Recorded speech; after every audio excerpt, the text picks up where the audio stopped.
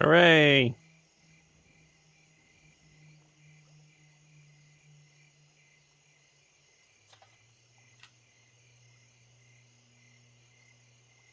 How are you doing that, Steve?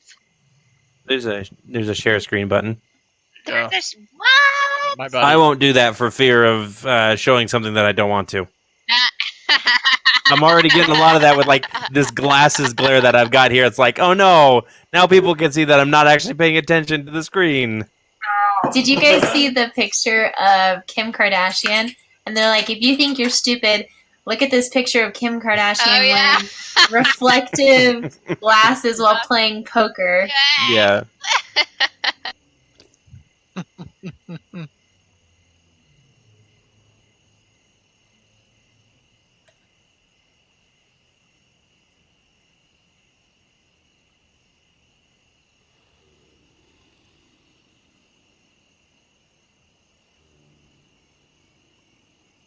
Yep. Indeed. Huh. I need a shave.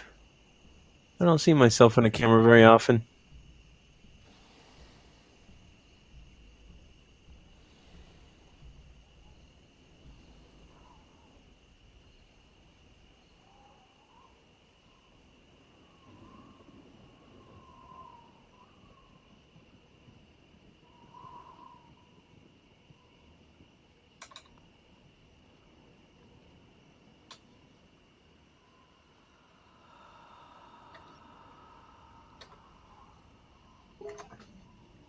A lot of the healing.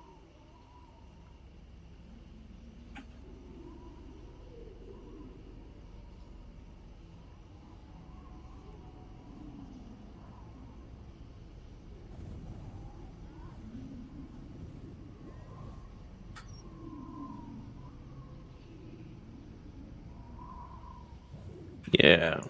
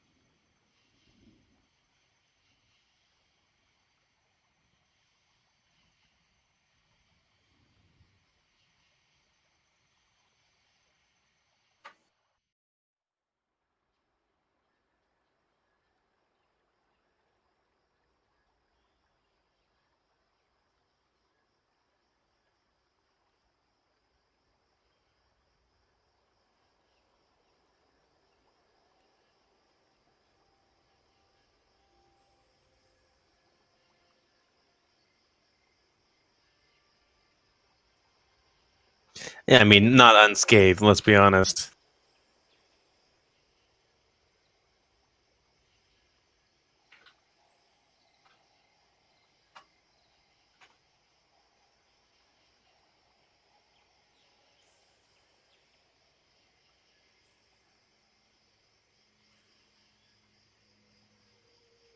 Mm-hmm. Yeah, can you please repeat that? Yeah, that part. Proceed with caution. Proceed with caution. Some of us. Hey, that's what we've been trying to do. I'm It's not just a refresher, a reminder.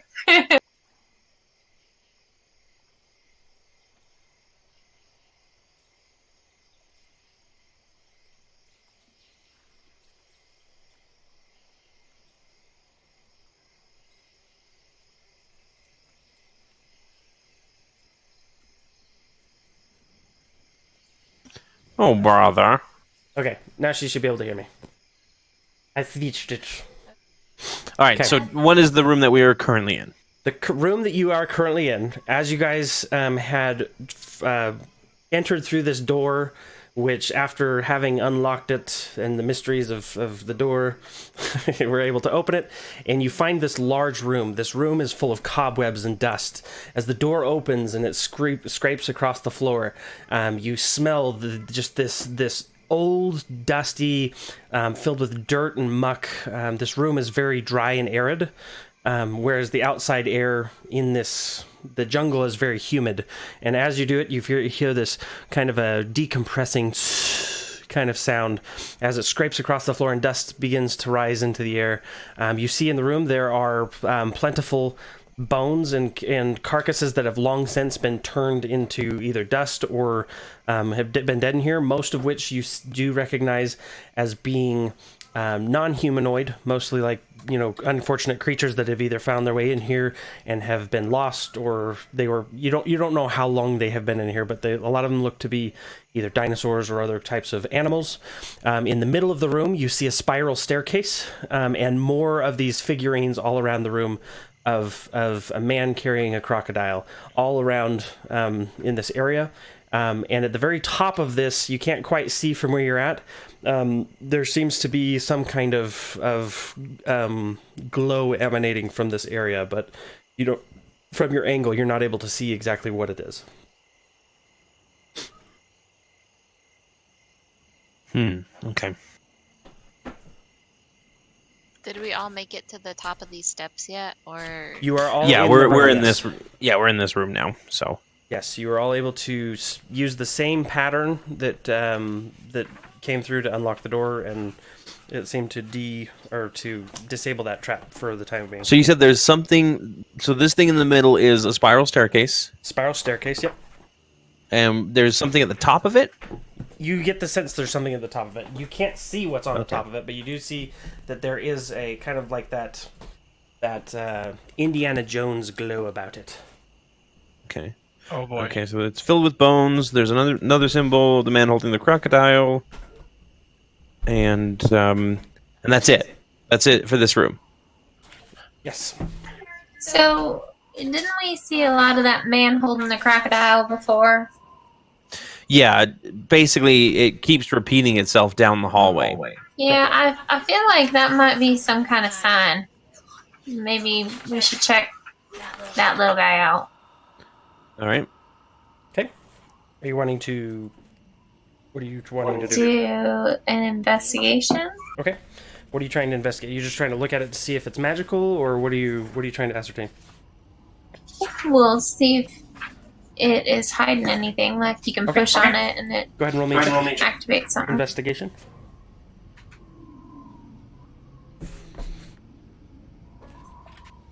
Right page. We've got our own ambience outside going on. Ooh. So you guys said you're just having rain, or you're having a thunderstorm? Bit of a thunderstorm. Caleb goes, "Is that a earthquake?" I was like, "No, babe. That's." Oh But gosh! It's okay. I brought rations. All right, I got 18 for investigation. You didn't bring me any. Uh-oh. Here, Sarah, I'll send you some food. I got so much stuff at the gas station. Did you hear me? I did not. I said I got a 18 for investigation. 18. Okay, perfect. So investigating it, you look at this particular the statue and seeing it, feeling it around. The statue is very well made. Being how old this particular area is, it's well preserved in this room. Not a lot of the local like kind of erosion that you would normally expect to see in this area are there. You don't find any switches. You don't find anything special about the particular this thing. Make me a history check.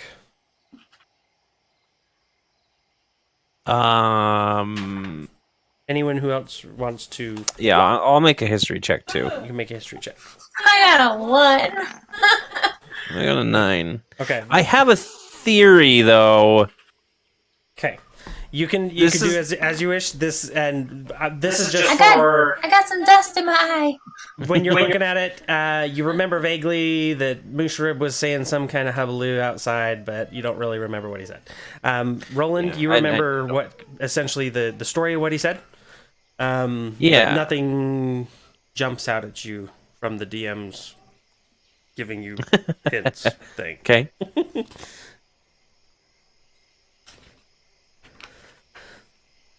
So this might be kind of weird. 17. 17? Okay, Yeah, what is the Aurora. 17 for the other two? Aurora, guys? you remember accurately. As he went through that story, you're starting to notice these patterns, and with the story of, as with a lot of this area, the main god that kind of helped build this area, the way that they worked, and the different demigods and the different important figures in this area, they were all very into symbolism. They're very into, some of it can be more literal, some of it can be more, some of it can be a little more obscure, but you know that this, usually when you see these recursive patterns in things, it usually has something to do with either being a key or something that will help you. A key. So not like When I say I don't key, think it's not like a physical literal key. Yeah, Yeah. more of a key in the sense of, in cryptography, you would have a you have like a point of reference, a cipher, I guess is a better word for it. Clandon, get on my back. Okay. Yeah, I'm gonna let Clandon climb up on my back, Okay. Do I need to roll for that? Nope, you're good. and then I'm If it going was to unwilling, then that would be a different story. Yeah, I'm gonna walk further into the room towards the staircase, Okay. very slowly. Okay. You pass and nothing happens. Okay, I'm going to step on the first stair. Okay. Nothing happens. Aha! I'm going to start ascending the stairs. Okay. Make me A an little bit athletics more check, confident. An athletics check? just because you got someone on your back. Okay. Yep, you're good. 14. So you're able to proceed. You make it up another halfway, basically halfway up this large. Essentially, it's about 30 feet tall. You've made it about 15 feet up. No problems. Okay. Do I see anything different? Do I see what's up here, or? As from the angle, you do have the other stairs above you, so it's hard to see kind of further ahead. But you do see as you're going around, none of the glyphs or the other things that in the other rooms were glowing. Usually, when something bad happened, none of them are illuminated at this point. I think we may have gotten something here. I want to look around the other parts of the room too. Okay, go ahead. What? Go ahead and make me an investigation check. And so going all the rest of the way up. What? My person looks weird. Did you change our people? Hmm? You're sitting on I top look of like. somebody. Oh, okay, I'm like, am I moving two people? There I am. Yeah, you're just sitting on top of him. I'm getting. I'm gonna look at this pile of bones over here. That's a nice pile of bones. Okay, go ahead and Hopefully. investigate check. As for Clandon and Roland, you're able to get to the top of this for lack of a It was better a word. stinky pile of bones, I guess. Yeah, you just find kind of more dirt and soot, and you get the sense that a Wasn't lot me. of the dirt in this room isn't dirt; it's just flesh that has long since turned to dust. So, Clandon and wrong book out. You Am I see? still on Roland's shoulders? Yes, you're on Roland shoulders. You Okay. get. Isn't this fun? You get to the top of the I'm having a total stumble for words. Large, tall structure, and you see at the very top of this, at the apex of this thing, you see in the middle there is a kind of an altar, if you will, and in the middle of it there is a large earthen jug. You want to touch it? They went to the top of the stairs, Yes. correct? Yes. So they're about 30 feet up in the air, looking at this large urn or jar. So it's just a single room, nothing else but this large urn in the middle of it? Not necessarily a room. It's think like Aladdin. You're in a large cave, the Cave of Wonders, and you're looking at the lamp but it's an Gotcha. urn kind of thing. Touch nothing but the urn. No, I mean we shouldn't just touch it. That I'm is going very to. Aladdin-y. And I am going to let Clandon down, Okay. and I am going to. I want to investigate the urn. Okay. Make me. I want to see like what's inside it, and I want to see if it looks like it's holding anything down or it's holding a pressure plate or anything. Okay. Make me a. Just do a generic D20 roll quick. Oh, just a D20, not like an investigation. Not an investigation at the moment.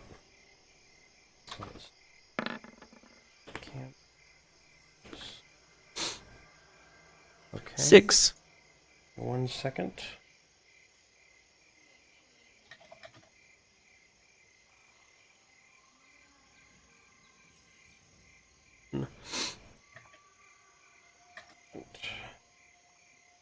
All my notes are scrambled.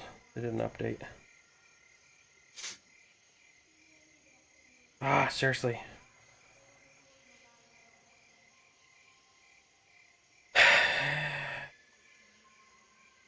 I'm trying to follow up because there's very specific things that happen when you do very specific. I'm going to look at this other pile of bones. Okay. Go ahead. I'll go with Beck or Vanfina. Beckfina. Beckfina. Venfeka. 15. We have. I think all of us are terrible at investigate, aren't we? Yeah, I have a negative 1. Ugh. My perception is high, but investigating. I've got a 2. Why did But we it's agree to do friggin' Tomb of Annihilation if none of us can investigate for traps? Well, I should passively perceive them, because that's high. Okay. Oh boy. That's just not working, so I can't. I love and hate the compendium there. Right. Gosh, I have the Queen Whatever Wannabe song stuck in my head from the Lego movie. Nice. All right, there we go. Speaking of Queen Bee, did you see what Taylor Swift did? What? You'll have to look it up after. Okay. Okay, there we go. All right, so let's see. Okay, so you look at you're inspecting the jug. This is going to specifically to Roland. Roland, you get out, or Clandon gets off your shoulders. You go ahead and step forward. You're looking at the urn itself, and make me an investigation check on the urn and its parapet, its resting. What was this other roll for? Whoa, did you already Mystery do it? roll? You had me roll a regular D20 for something. That was for There's my investigate. checking if a trap was going to trigger or not. So, Climb it back on my shoulders. so the investigation. Looking at it, your investigation actually succeeds. So, looking at this, you see that this particular the urn itself, it has glyphs on it, and this particular jug, it's, I don't know how you want to say it. You get the sense that if you were to remove this, that you would want to be careful. Every bone in your body screams that up to this point, everything has been trapped, and you're sure that this, you don't know how it would be affected, but you want to be cautious when removing it, or in how you remove it. Okay, so being a tinker, Okay. I'm assuming that I have at least a little bit of knowledge in kind of mechanical traps and how they work. Mhm. And being a This cleric, one seems less mechanical and more arcane. Yeah, I was going to say, being a cleric, I have a little bit of experience with the magical variety of runes and etchings because I do apply that kind of enchantment to my own armor. So I would like to see if there is a way that I can disable this trap. Okay. With your background in knowing Arcana and having that with especially with the investigation, you get the sense that this enchantment on this place, if you were able to, the enchantment you get the sense is probably triggered to the entire spire. So if you were to, if you were able to cast something like a, not a counterspell, what's the word? Dispel magic? If you had a dispel magic, you would probably be able to disable the spire itself, which would prevent any further traps from being triggered. But Glandon, you don't happen to know how to dispel magic, do you? No. Well, neither do I. Alrighty. Great. What's the worst that could happen? A lot. Didn't you see that we all got like fallen? There was a pit trap, and we Would got that be like fireballed. a spell or something, or is that a special skill? It's a spell. It's a spell. Oh, Yep. gotcha. What if we don't remove it and we just open it? Like, is there a lid on the jar? There is not a lid on the jar. Can I look down in the top and see what's in there? Sure. You look inside. It is. I don't want to reach. I don't want to reach in. It is completely empty. I just want to look down. Looking in, It's it is empty. completely empty. Is there any value to touching this thing? Um, And there's from Roland's investigation, seeing that it has runes on it, you get the sense this is a magical item of some kind. All right. Gotta touch it in the right order. I want to do a history check to see if there's anything that I remember about the story that might relate to something that we need to put in the jar or something that needs to be removed. Nope, never mind. You see, This thing this has is a nothing shiny to do with object, this dungeon. and It's you're worthless. fascinated with how many traps and how they work, and you're just overloaded. I want to look more closely at the runes and see if I can make any sense of them. Okay. You see that on the runes on the actual object itself, there's these kind of intricate patterns. There's triangles. It's a Triangles are very intricate. It's like if you took Aztec kind of culture and maybe some Celtic knots and kind of meshed those kind of art styles together. But you don't take notice from there. But make me one more investigation check, and we'll see.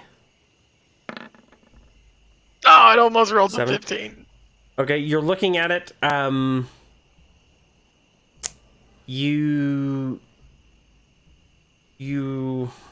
you have just as a reminder, if anybody has inspiration, you're able to use it to re-roll stuff. All right, I've never used it. I'm doing it. And so I just putting that out there. It's like, this is as much help as we're gonna get. Okay, 16. Looking around, you notice that on this little altar, for lack of a better word, that it's sitting on, there are more pictures of man and crocodile. Man carrying the crocodile. Clandon, get on my back again. All right, let's do this. Are you sure? Okay, This could I'm be gonna- like Wait, hold on. Just Should we kidding. call down and tell the rest of the group to get ready to run out of here like Indiana Jones style? Yeah, probably. where Is there would we anything go? else? Is there any other doors or anything, or is it just No. this top of the stairs leads up to this the, vase? just the top of the stairs leads to this vase. The vase. Alrighty. This is gonna be fun. Yeah. So I'll go ahead and call down, and I'll say we found a magic vase, but we're Alright. pretty sure it's going to trigger a trap if we try and take it off, unless one of us is on the other one's shoulders. And even then, it's like 50-50. You guys may want to leave. If we go back down, though, we might trigger traps again. Just do what Clandon and I did. Just stand on each other's shoulders. You should be okay. Yep. All right, I'll grab Vidax and I'll carry him. Okay. That works. I will take my Get Tiger paladin Lily. mount and I will carry him out. Benfina, I see how that far is. out do you All go? right. No, I'm going up the stairs. That's where I was headed. You're going up there with them? There's not a lot of room No, up here. just kidding. I'll go to the edge, I guess. All right. Does To go the by the man or the crocodile need to grab the vase? I'm going to say the crocodile should grab the vase. I'm basing this on nothing, but I Okay. think that it's easier if I can just hold on to you and run out. I Okay. like the giggle. All right. Do it. So are you guys safe and ready to run in case? Man, I guess I'm gonna sit on Vidax. Probably a better idea. Yeah. All right. All right. So once everybody's ready, I will tell Clandon, go, go, go. Okay. Is everybody ready? And as soon as he picks up the vase, I'm going to start like moving down the stairs. don't trip. Please don't trip. Oh, now I really want you Okay, to go ahead. roll for that. You grab it? I don't like that look on Preston's face. You got to do it. All right, Or we I'm just reaching. leave. I grab it. I grab it. Okay, you grab it. All right. I need you to roll a d20 Not ready. for an athletics check. Who, me? No, constitution check. Who, me? Yes, you. Couldn't be.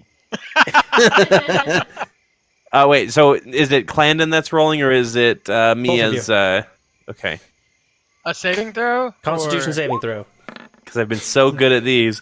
Ooh, that's not bad, actually. Worst. Roland, That's bad. you are stalwart. You are completely fine. Clandon, you grab the jug and nothing happens. Drops it.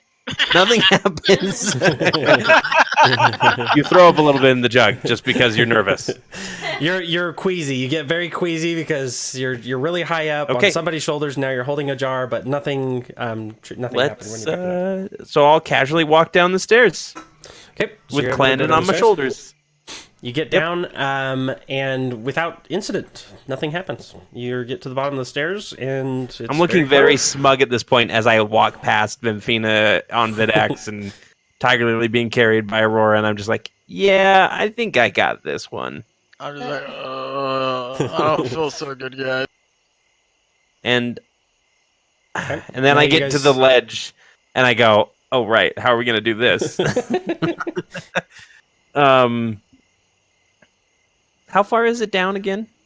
It's about 7 feet. Before you were having to kind of help each other up doing the army, whatever. Yeah. But you do see in this room that, at least in this room, the glyphs are still glowing. They're So does it look like they're glowing like we know which pattern to go yes. You see the pattern. Okay. The pattern that you came in on is still the pattern that's on the floor to go out. in? Okay, so I'm gonna go ahead and I'm gonna tap Clandon's legs like, okay, good. Are you sure? Yep, I think we're okay. I don't know. We should probably stay like this for a little longer. Look, I can't I think jump somebody's comfortable. and carry you. See if he snaps his leg. Okay. Hold the vase for a minute. Okay, I'll take the vase. There, I climb down. Every vase. Okay. Does the so you vase get do down? anything as soon as Clandon's off my shoulders? Nope. Alright, I go and hop down and reach for the vase. You gave me the vase first to see if it would do something, didn't you? Exactly. I hand him the vase, and then I'll jump down as well. Okay. And I'll follow the pattern out, basically jumping from rune to rune. All right. So you go down. Everybody is able to kind of get down. If you follow that pattern, you're able to make it to the next room. Okay. And so I'm guessing we don't have a like. Is that still a pit? There is a pit in front of you, yes. Pit that had fallen out from underneath Bedex, or no, not Bedex, I think it was Nope, that Tiger was Lily. me. Yeah, Tiger Lily and Aurora. And at this point, so you guys are leaving the other room, correct? Yeah. Okay. In what formation? I'll be in front with Clandon. Okay. Side by side? Yeah. Well, Okay. no. As soon as we get to that second ledge, I ask Clandon back up on my shoulders. Okay. I say we just need to play this safe. All right. Yes. That's why I'm asking. So Clandon starts to step out, and you see a glint of a large swinging halberd blade, about 5 inches from his head. Yeah, I can grab him and pull him back. Nope. On the shoulders. That was the trap Preston forgot last time. It got stuck. So. Oh, jeez. Stupid traps. All right. So you see the trap. So can we safely make our way out of here?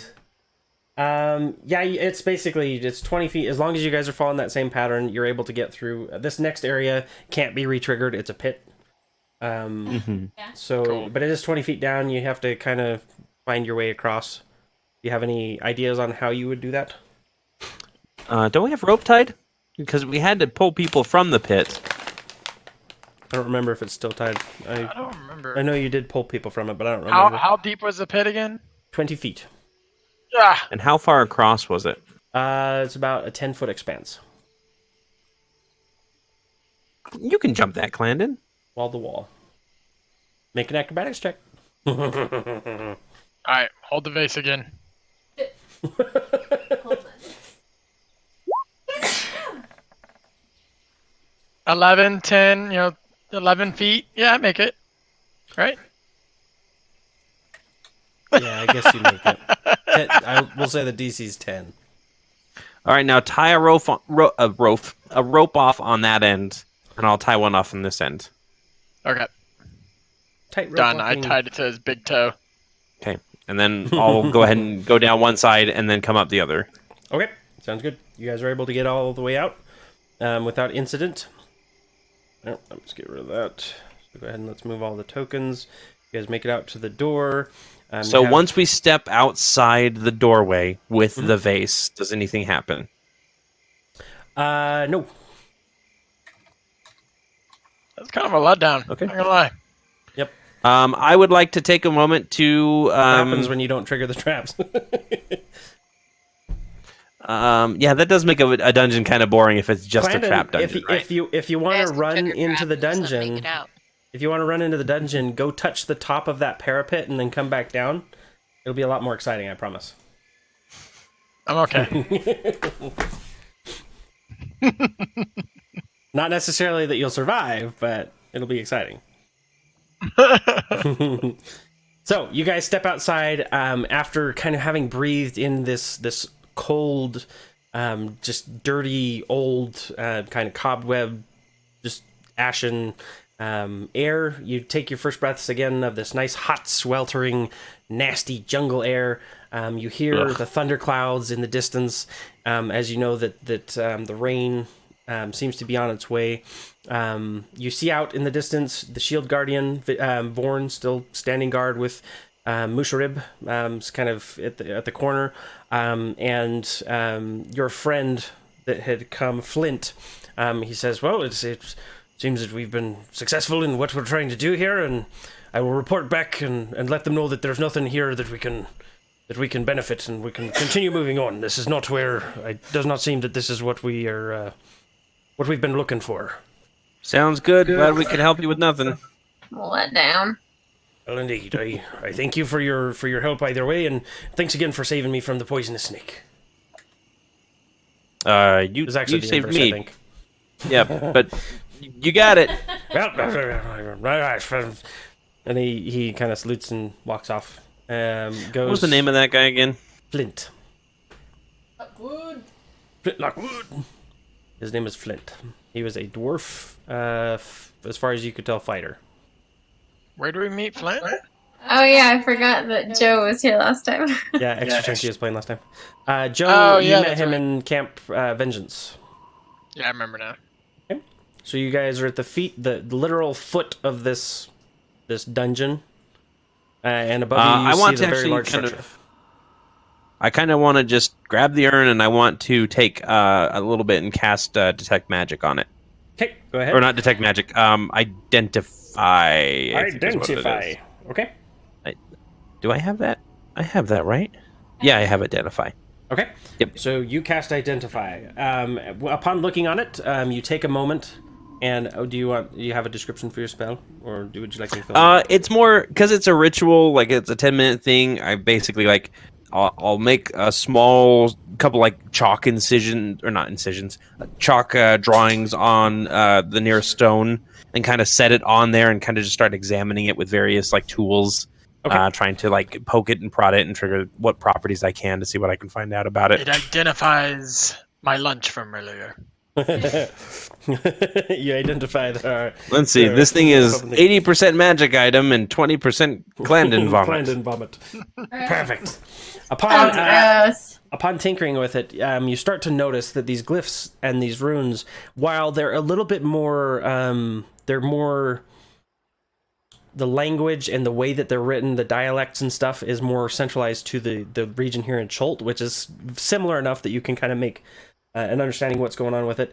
You identify this to be an alchemy jug. This specific ceramic jug is able to hold a gallon of liquid, and it weighs 12 pounds, whether full or empty. Sloshing sounds can be heard from within the jug when it is shaken, even if the jug is empty. You can use an action to name one liquid from the table below, and you can get that out of D&D Beyond. To produce the chosen liquid. Afterward, you can uncork the jug as an action and pour that liquid out for up to 2 gallons per minute.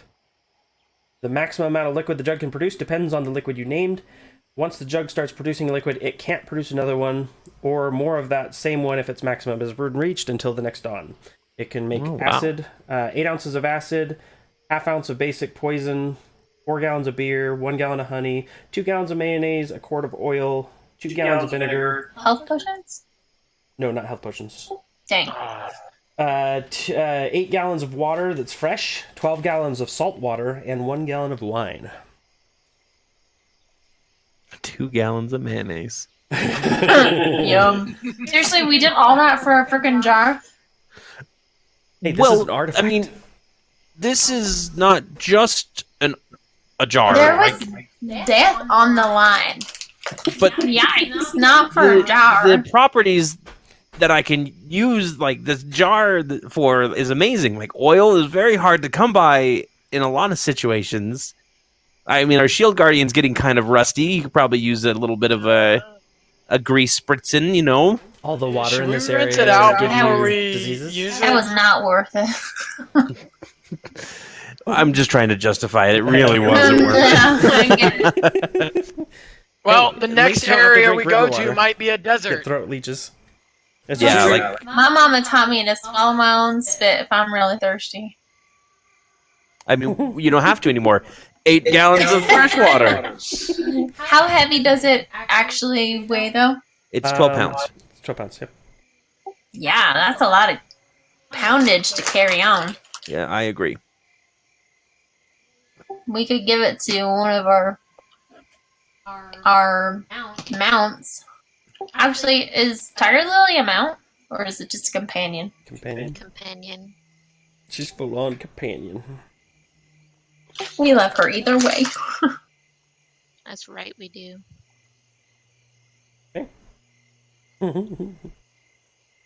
Lark. All right. So, while you're doing all this, and I'm assuming that you guys kind of get out of the kind of front area where you're kind of sitting. Yeah, we're gonna head back to the boats. So you guys head back to the boats. Upon doing so, make me a round of perception checks. The cat did.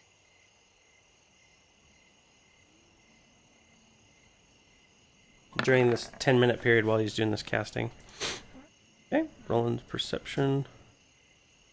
All right. I mean, if it's during my casting, then I probably wouldn't perceive anything. Oh, okay, I gotcha.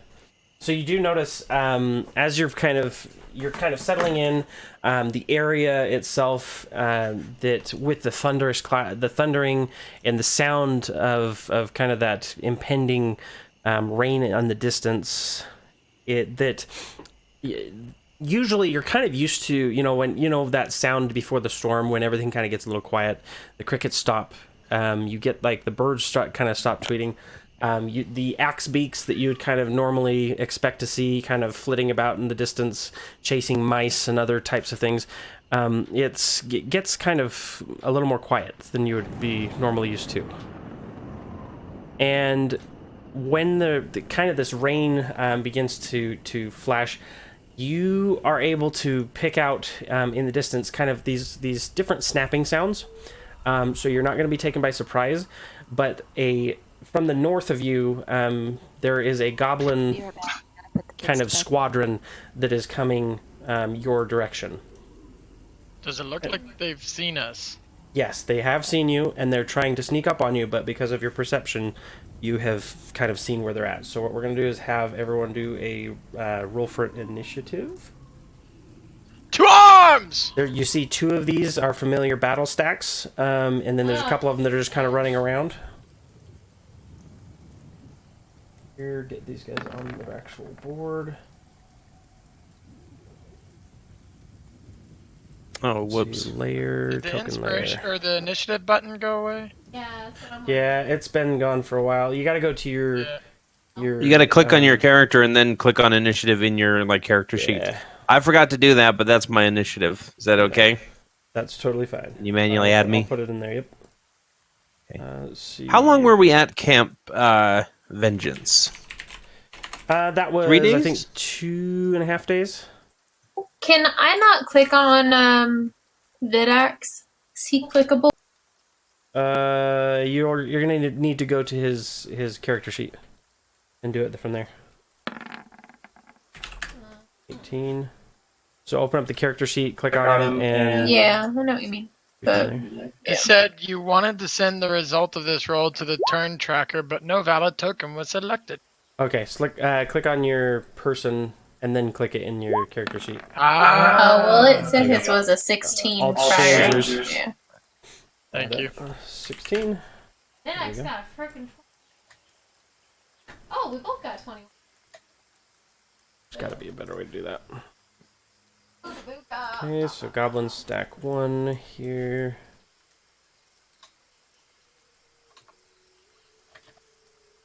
So what kind of acid? Or I'll go. Right, yeah, that's a good question. It's just regular acid. Yeah, just Like burn there's no generic. There's no type of it's like 1d6 acid damage if they get hit or something like that. Okay. Yeah, so we're gonna say that's guys right there. Maybe they like mayonnaise. Yeah. Yo. Gross. That would be so stinky. Let's see, Clandon. I'm not seeing. Is yours working? Is Tiger Lily's working and Aurora's working? I don't see Vidax's either. Oh no, you got. We both got yeah. 21s. Hold I on, can't let roll me his. let me roll for Aurora. She's putting the kids down.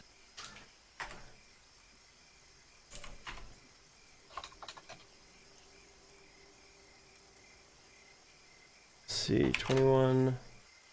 Yeah, put Vidax in there. Clandon, Roland. These Fury guys in there. I'm gonna roll 3 of them.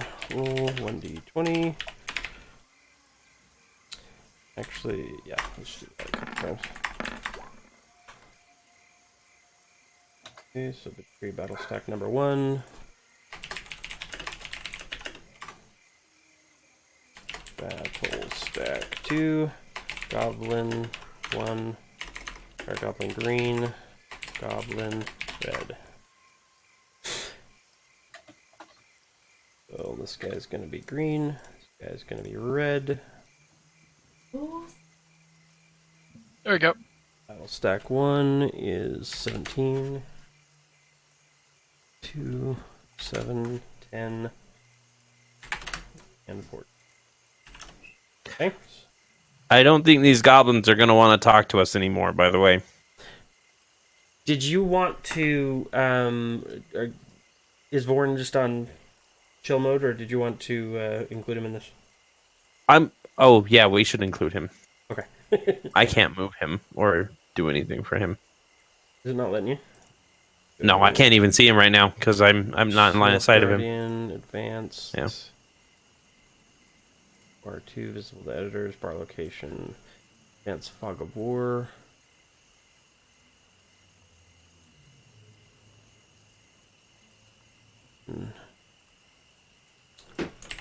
Born.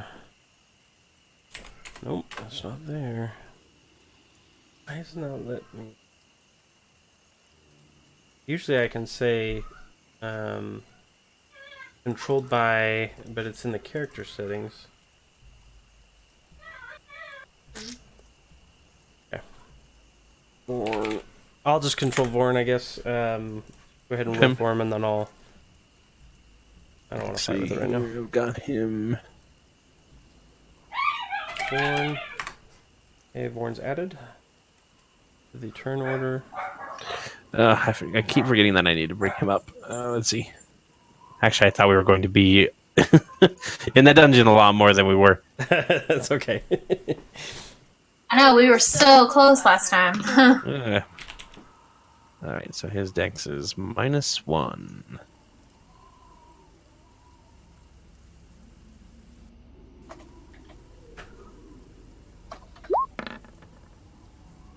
Wow. All right. Not bad. Okay. Perfect. This is 17. And last one. Yeah, I think we're good. Lily, Clandon, Vinax, Aurora, Vina, Warren. Okay, everybody's here. At this point, Mushrib, kind of seeing this coming, he kind of excuses himself to go and kind of hide under one of the canoes, being not the kind of battle-hardy types. He just kind of, you see him just kind of blend in with his surroundings. So, at this point, let's go ahead and sort that descending. Vidax is going to be going first, followed by Venfina.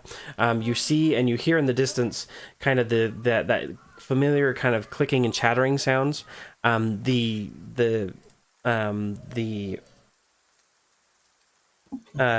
rain around you starts to increase, becoming a little bit more heavier.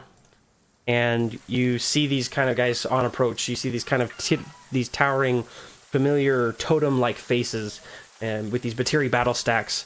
These ones don't seem to carry the same markings as the ones you saw before, but they are on approach. What is Videx doing? All right, let me see.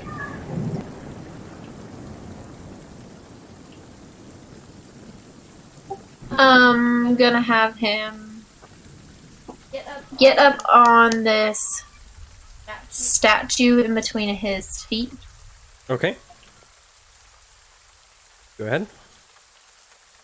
Let me see. Is the map accurate for distance?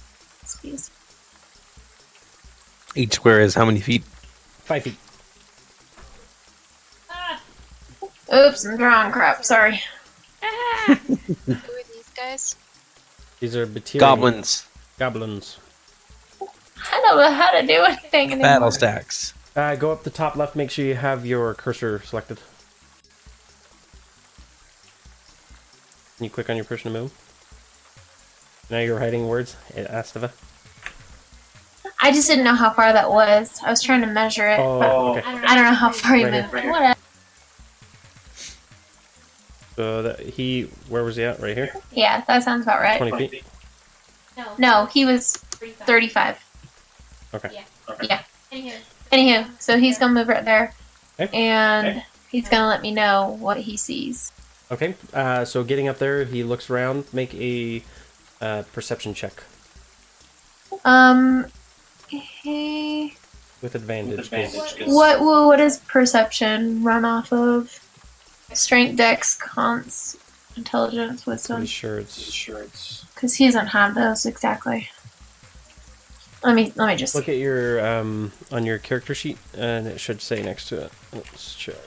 You want me as Venfina or Vidax? Sorry. Venfina would have it. So you've got...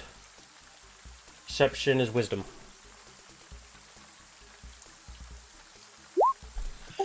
Okay.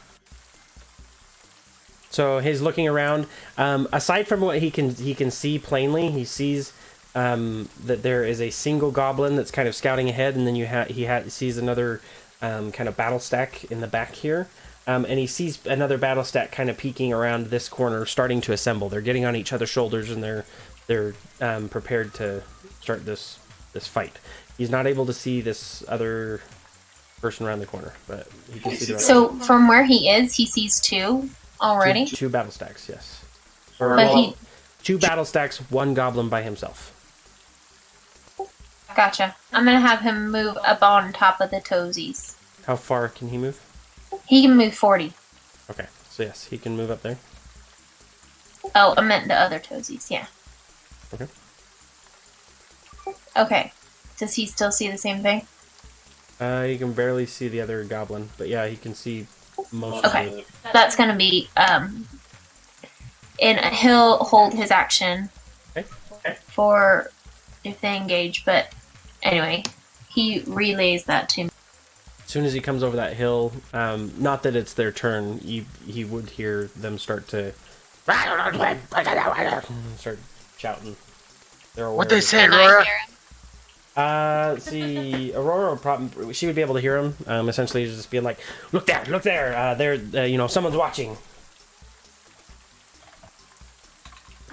Oh darn! I should have rolled for stealth. Taven Phoenix return, followed by Roland. Are these the deck same after that. guys that we fought before and then ended up not fighting? They look No, it looks like a similar, different. but they have different markings. They're the same kind of goblin. They're Batiri, but they're different markings. Okay. They're not the same names you saw. So can I see from where I'm at? It looks like I can on the map. Can I see these guys? Which guy? The The goblins. put ping on it. Can you? You shall not pass. Run away. You, from where you're at, yes, you could see them. You probably need to shift a little bit, but yes. All right, guys. What do you want to do? Do we want to fight these guys? Do we 'Cause want to? this right here get is in the like a boat? big teepee looking thing.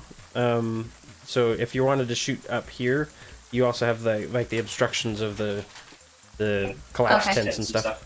All right, and I relay.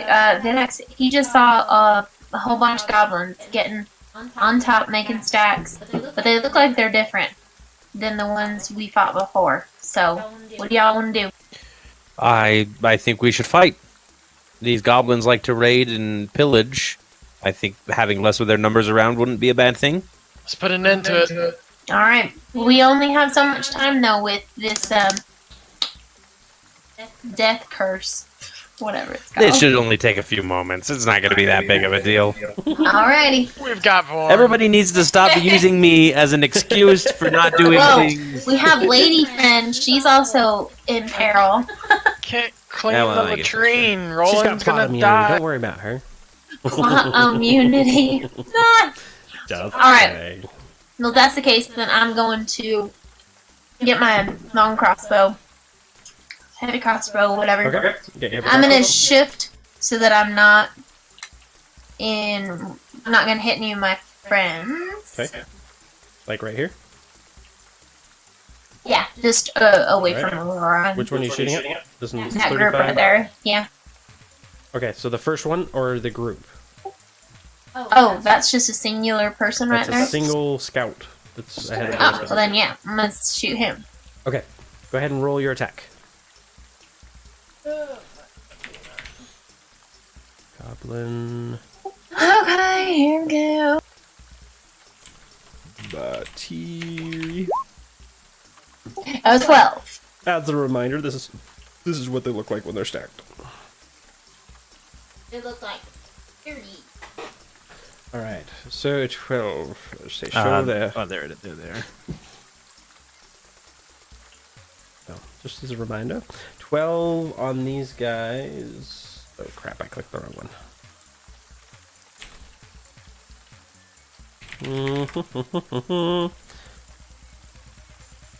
All right, there we go. This guy. It is a no. It is what? Yeah, no, it does not hit.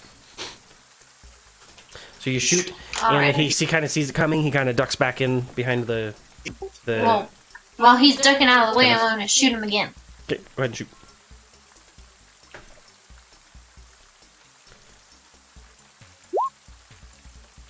A 19. Boom, baby. 19. All right, so 19 definitely hits. Go ahead and roll for damage. 12. So you hear this sickening kind of like as it hits that wooden kind of tribal mask of his, but you hear a crunching sound as it just like caves in and it just kind of flumps to the ground and hits the ground. You hear more kind of squabbling behind him, like.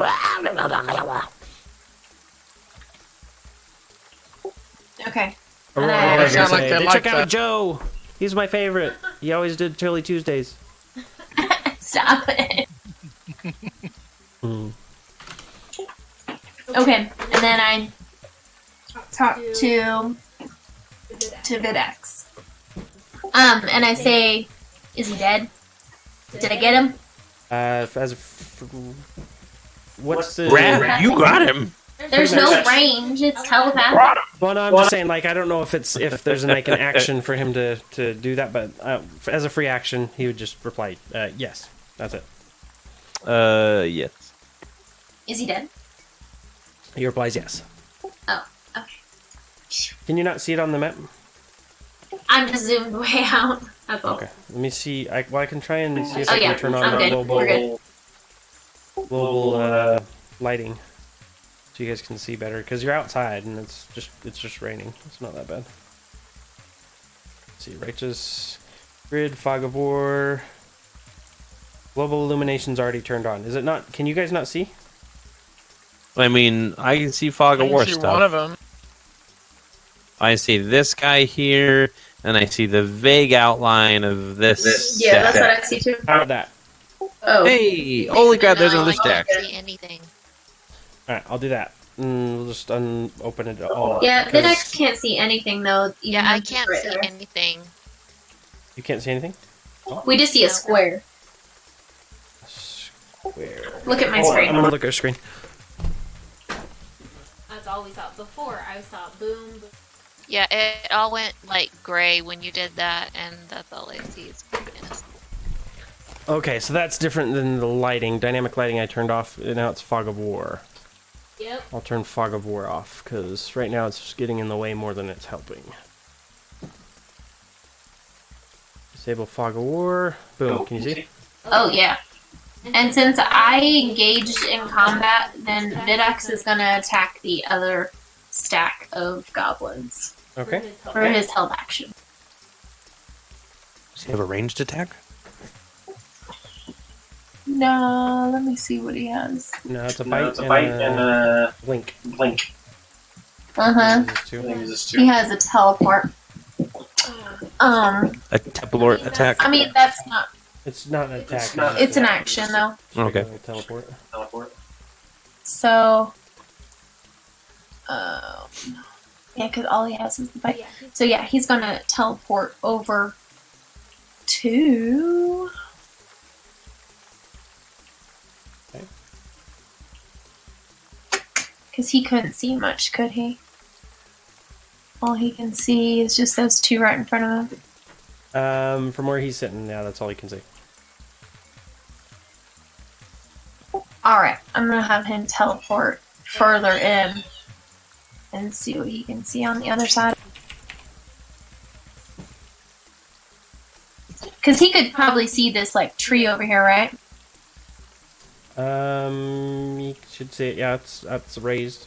It's higher up on the hill. Okay, then that's somewhere he'd probably teleport to have concealment. Okay, Okay, go do ahead. I need to roll like a stealth to see if his teleport is stealthy enough? It's an Can a action. teleport not be Why? stealthy? Hold on. Why is he teleporting? It's not his turn. It's your turn. He held his action. I told you since I would engage, his action was no longer held. Because under his actions it says teleport. Okay. So you were Sorry. holding his action to teleport. No, he was holding his action if I engaged in combat. Okay. For future, usually we'll want to just say, I want to do this if X happens, right? rather than just kind of an ambiguous. Just for future ones. But yeah, that's fine. Okay. You can teleport. Do I need to roll a stealth before?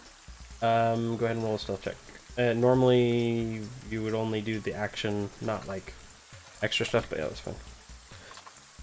Well, just so when he lands, if his thing is stealthy enough or not.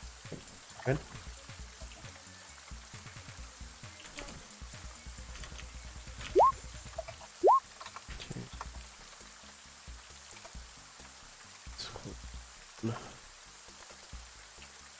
See, 19. Yes, that's fine. He teleports over there. Cool. All right. Now, what are you doing? You used your 2 actions. What are I you doing? did. I'm done. Okay, that's it. All right. Next is Roland. Roland and Vorn.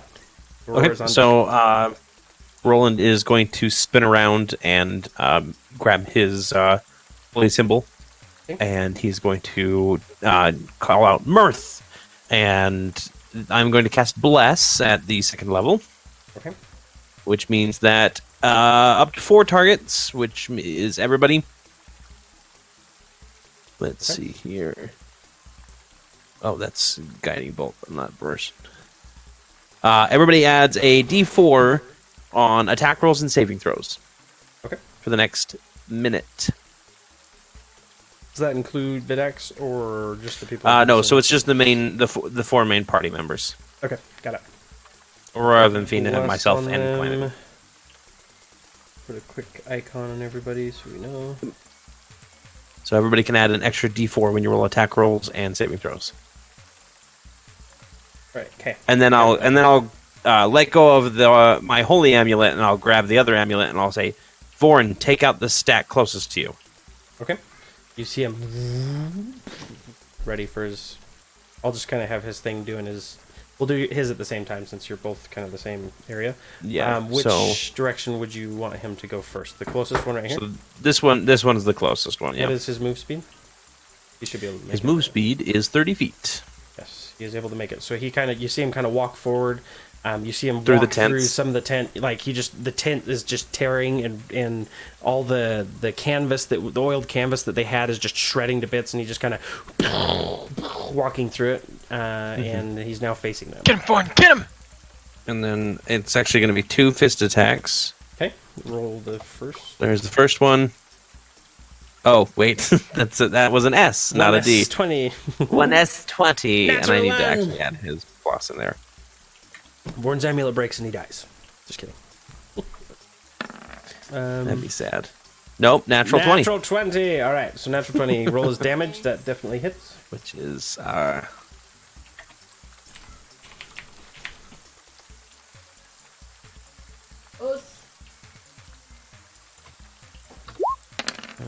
not what I want.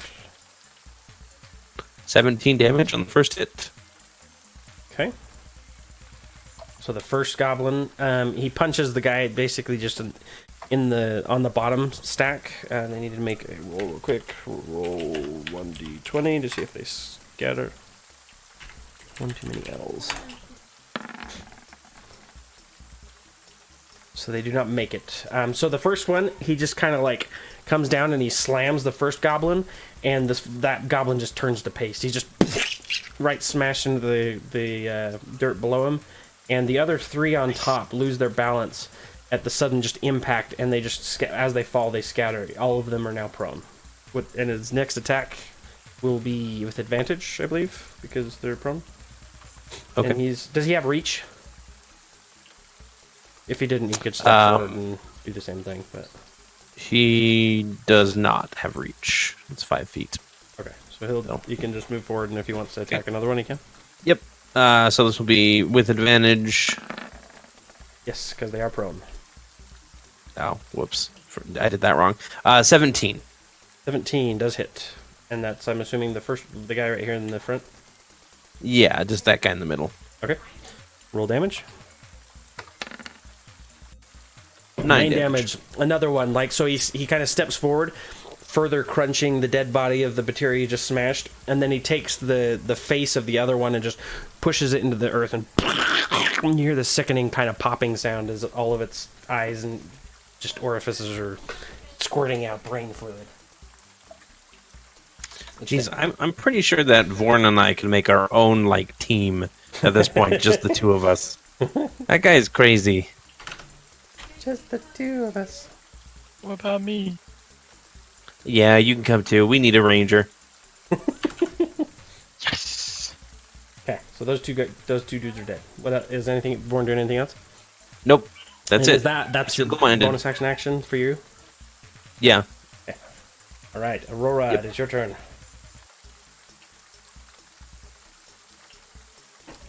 Clandon's on deck after Okay. battle stack 1. Roger that.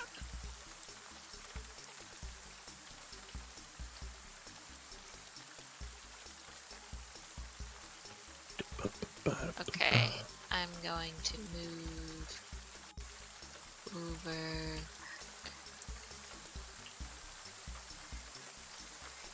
here and aim for this guy. Okay. That stack, I guess. Stack. All right. So go ahead and make your attack. Is this sharpshooter or is this normal? Sharpshooter, apparently. 6 does not hit. Neither does the second. Oh. Okay. Oof. So the first one you shoot, the second one kind of as you're shooting, the rain's kind of falling. The raindrops are falling, and the sweat gets in your eye, and you shoot, and it doesn't make it. One of the arrows just goes whizzes off into the distance. Roll a d4 with the 6. Maybe you might hit something. Yes. Maybe. So roll a 1d4 and add that to your 6. Okay, Nope. so it doesn't hit. So you shoot the two, and it's just like the air. This particular terrain. Actually, that brings up a good question. You guys are in your favorite terrain, both you and Clandon. Yes. Yep. So Does that do anything though? I think it gives advantage on movement, but I don't think it does anything for attacks. Ranger favored terrain.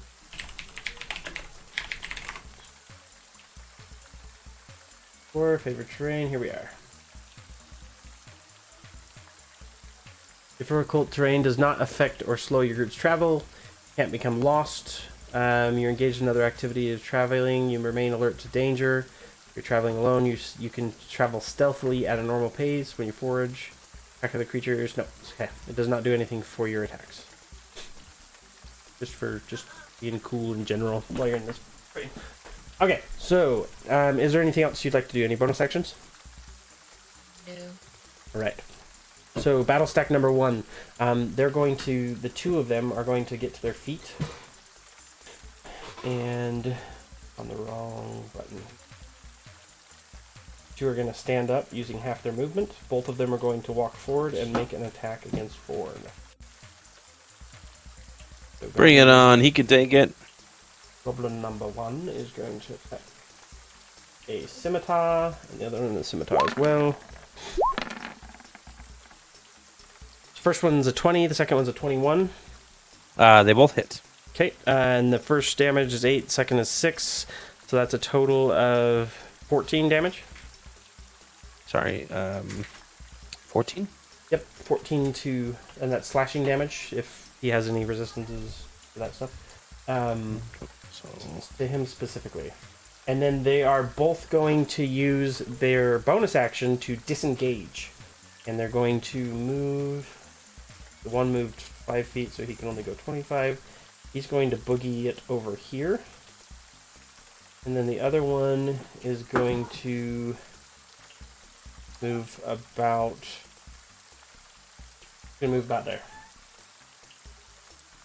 So they disengage and they just kind of like run off into the distance. Both of them starting to draw their short bows. Brandon, it is your turn. All right. don't forget your blessing.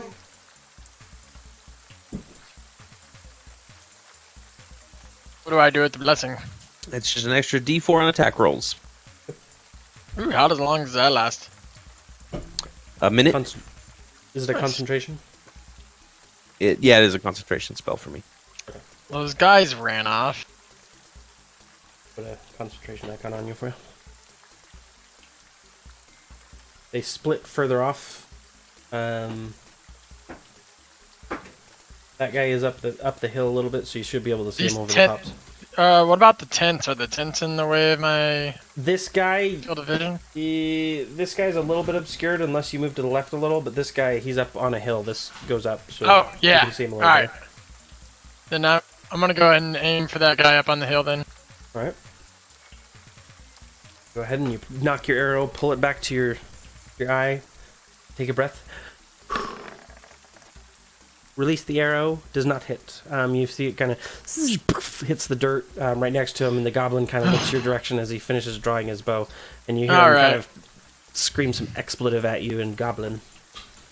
I stretch a little bit. You know, it's been a while since I've taken a long shot like this, and I go for. Okay, go ahead and fire it again.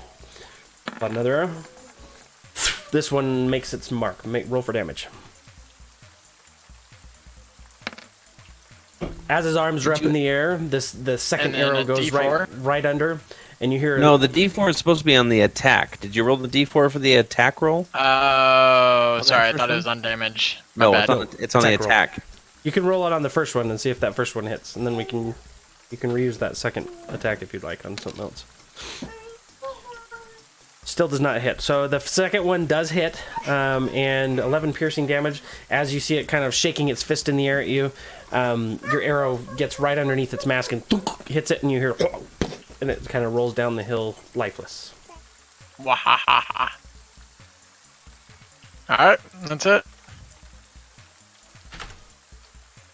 Okay. Battle stack number 2. Seeing stuff that's going on, they did not notice Vidax. Excuse me. But they do see the Shield Guardian. At this point, you see one of the goblins at the top of this battle stack seems little bit bigger and more stout than the rest. You see him do this kind of like flying 3-point leap off the top of this dude, and he's going to do a dex check. Let me see if he hurts himself. 3-point landing successful, kind of rolls it off. And he is going to make a dash for Vorn, and the other 2 goblins are going to be in tow with him. He don't make it, I don't think, but I think he will. Okay, he can make it. These guys are just out of range. So what's going to happen is the first goblin is going to attack with his scimitar. He has 2. So the first is 21, second is 14. 21 hits, the 14 does not. Okay, that is 5 slashing damage with his scimitar. You see him, as he draws his little 2 small scimitars, he's wielding them very deftly and slices at him. The goblin in the back is going to shoot at the top. The guy on the top of the battle stack is going to shoot his short bow.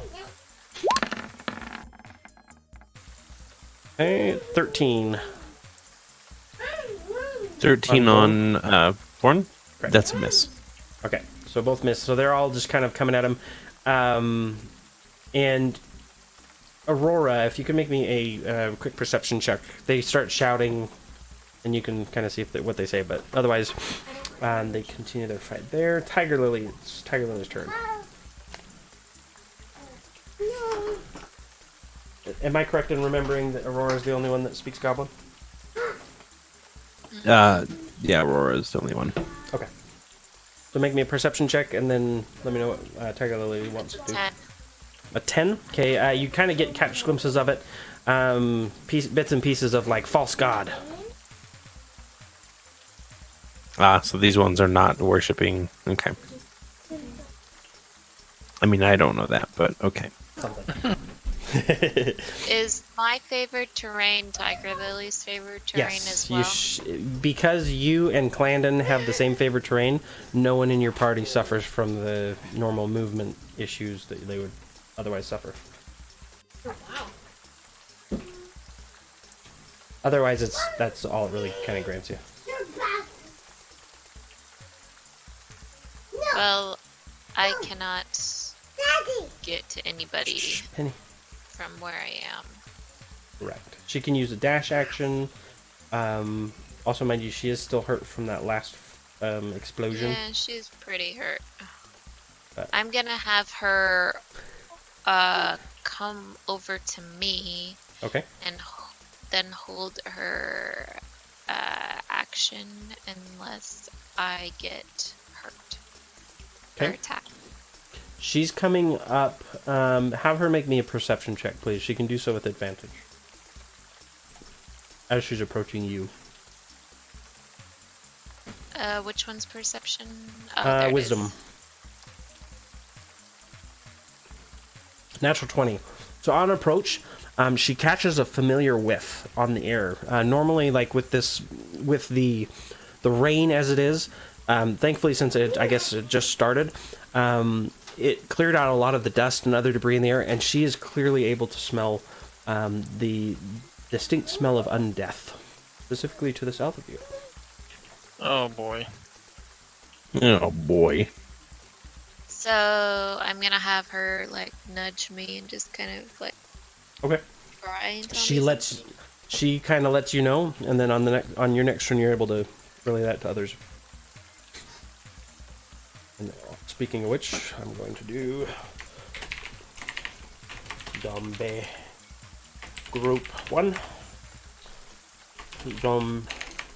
Zombie Group 2. These guys won't take effect until the next rotation. Roll 1d20. Roll 1d20. 14 and a 17. Okay. Alright, so she holds her action for if anyone gets in range. Is she attacking, or what would be her action that she's holding? Oh, so yeah, if I get attacked, then she will attack. Okay, cool. There. There. Okay. Get these guys in. The next, it's going to be this red goblin. He's going to kind of run it up to his buddy that was there. He's going to climb and use his movement to get up here onto the little parapet, and he's going to let loose an arrow. You can't see Aurora, can't see Tiger. He's going to shoot it probably.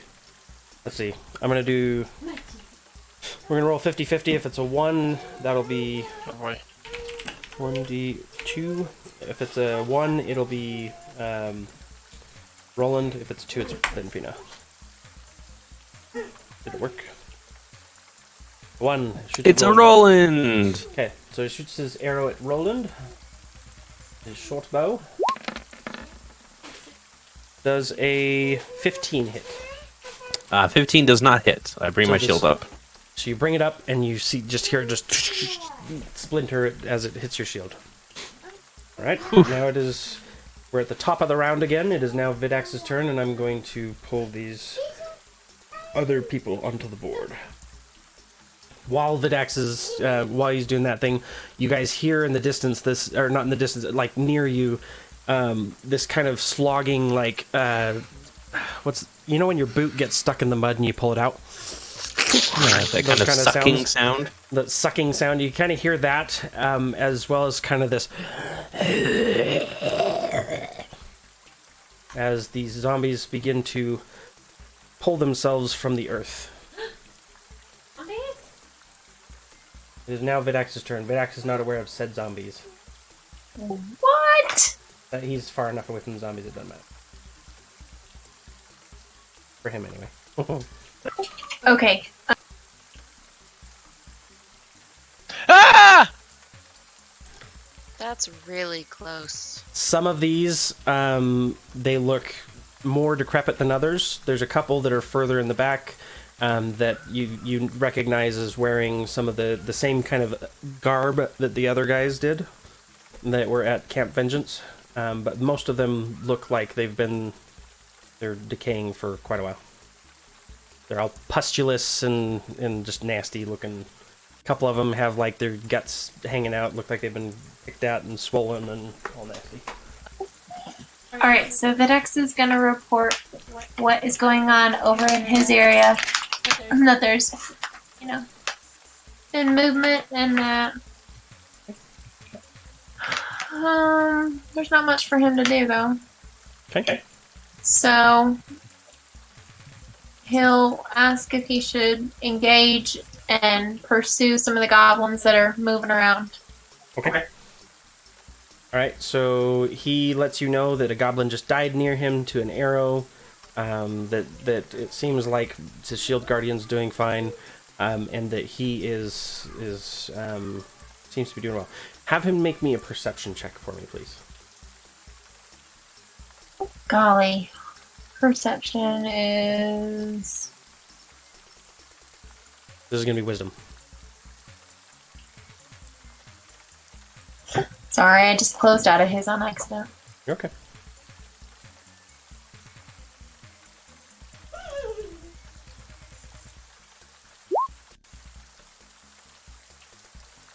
Okay. He does not notice. They do not notice each other. Okay, cool. Careful, Venpina, there's a lot of zombies. And Aurora. I can see him. 60. They're right there. Yeah, I saw that. Alright, so he's chilling there. What is he doing? He relayed Okay, information to you? so, yeah. I'm gonna tell him that he should hop down and engage with these goblins that he's seen move around the tent. Alright, Okay, so he can move 40, so he's gonna go up to those two that are at... perfect.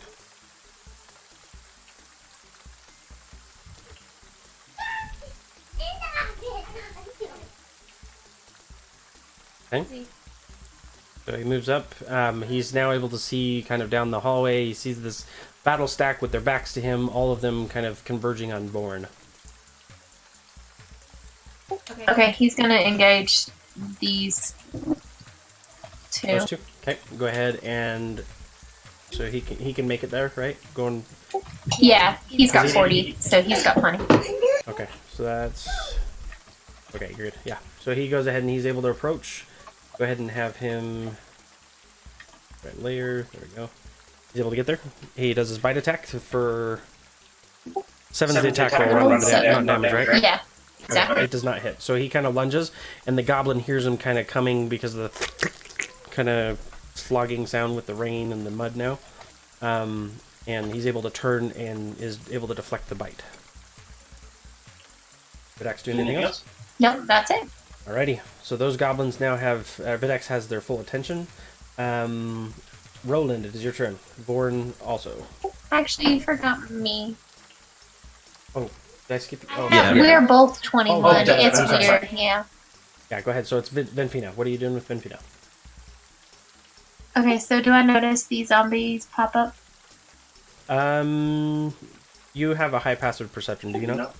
I do. Yeah. What is it? It's above a 15. 22. Yeah, you definitely notice them. You start hearing that same kind of as they kind of slogging out, despite the rain, despite the thunder. And I know it's very out of exactly what place. they are.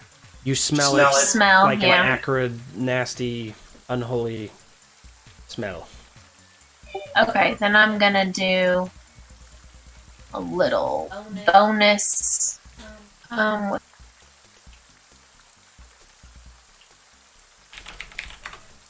We're gonna do a divine smite. Okay, divine smite. Go ahead.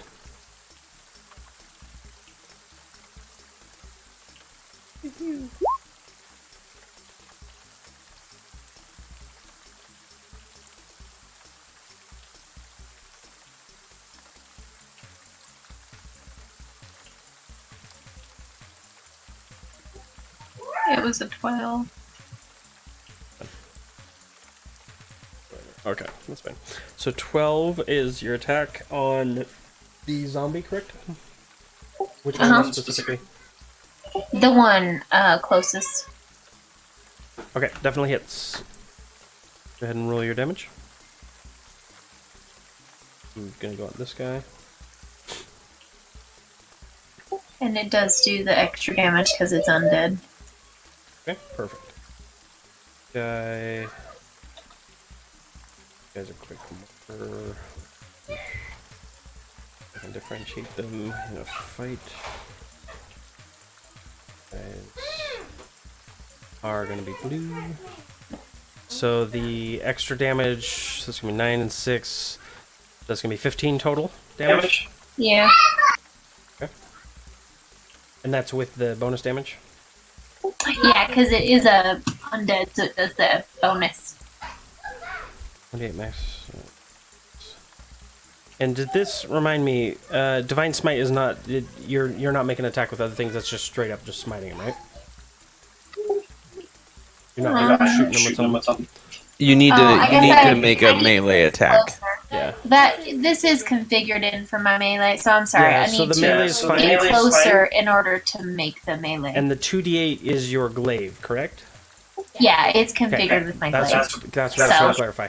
Okay, so you got... Unless I threw it. Yeah, That's still a melee weapon, but yeah. Alright, cool.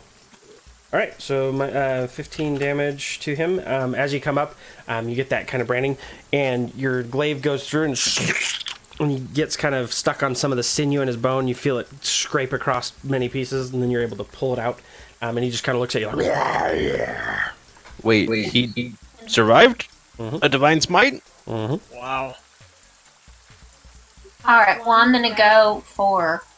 He's on I'll retrieve my glaive from inside him and do another attack with my glaive.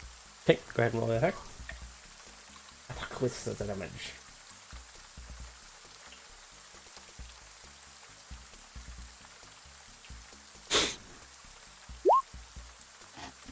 Natural 1. Do you have any? If you have, hold on, I got a use thing. that. Let me look at it.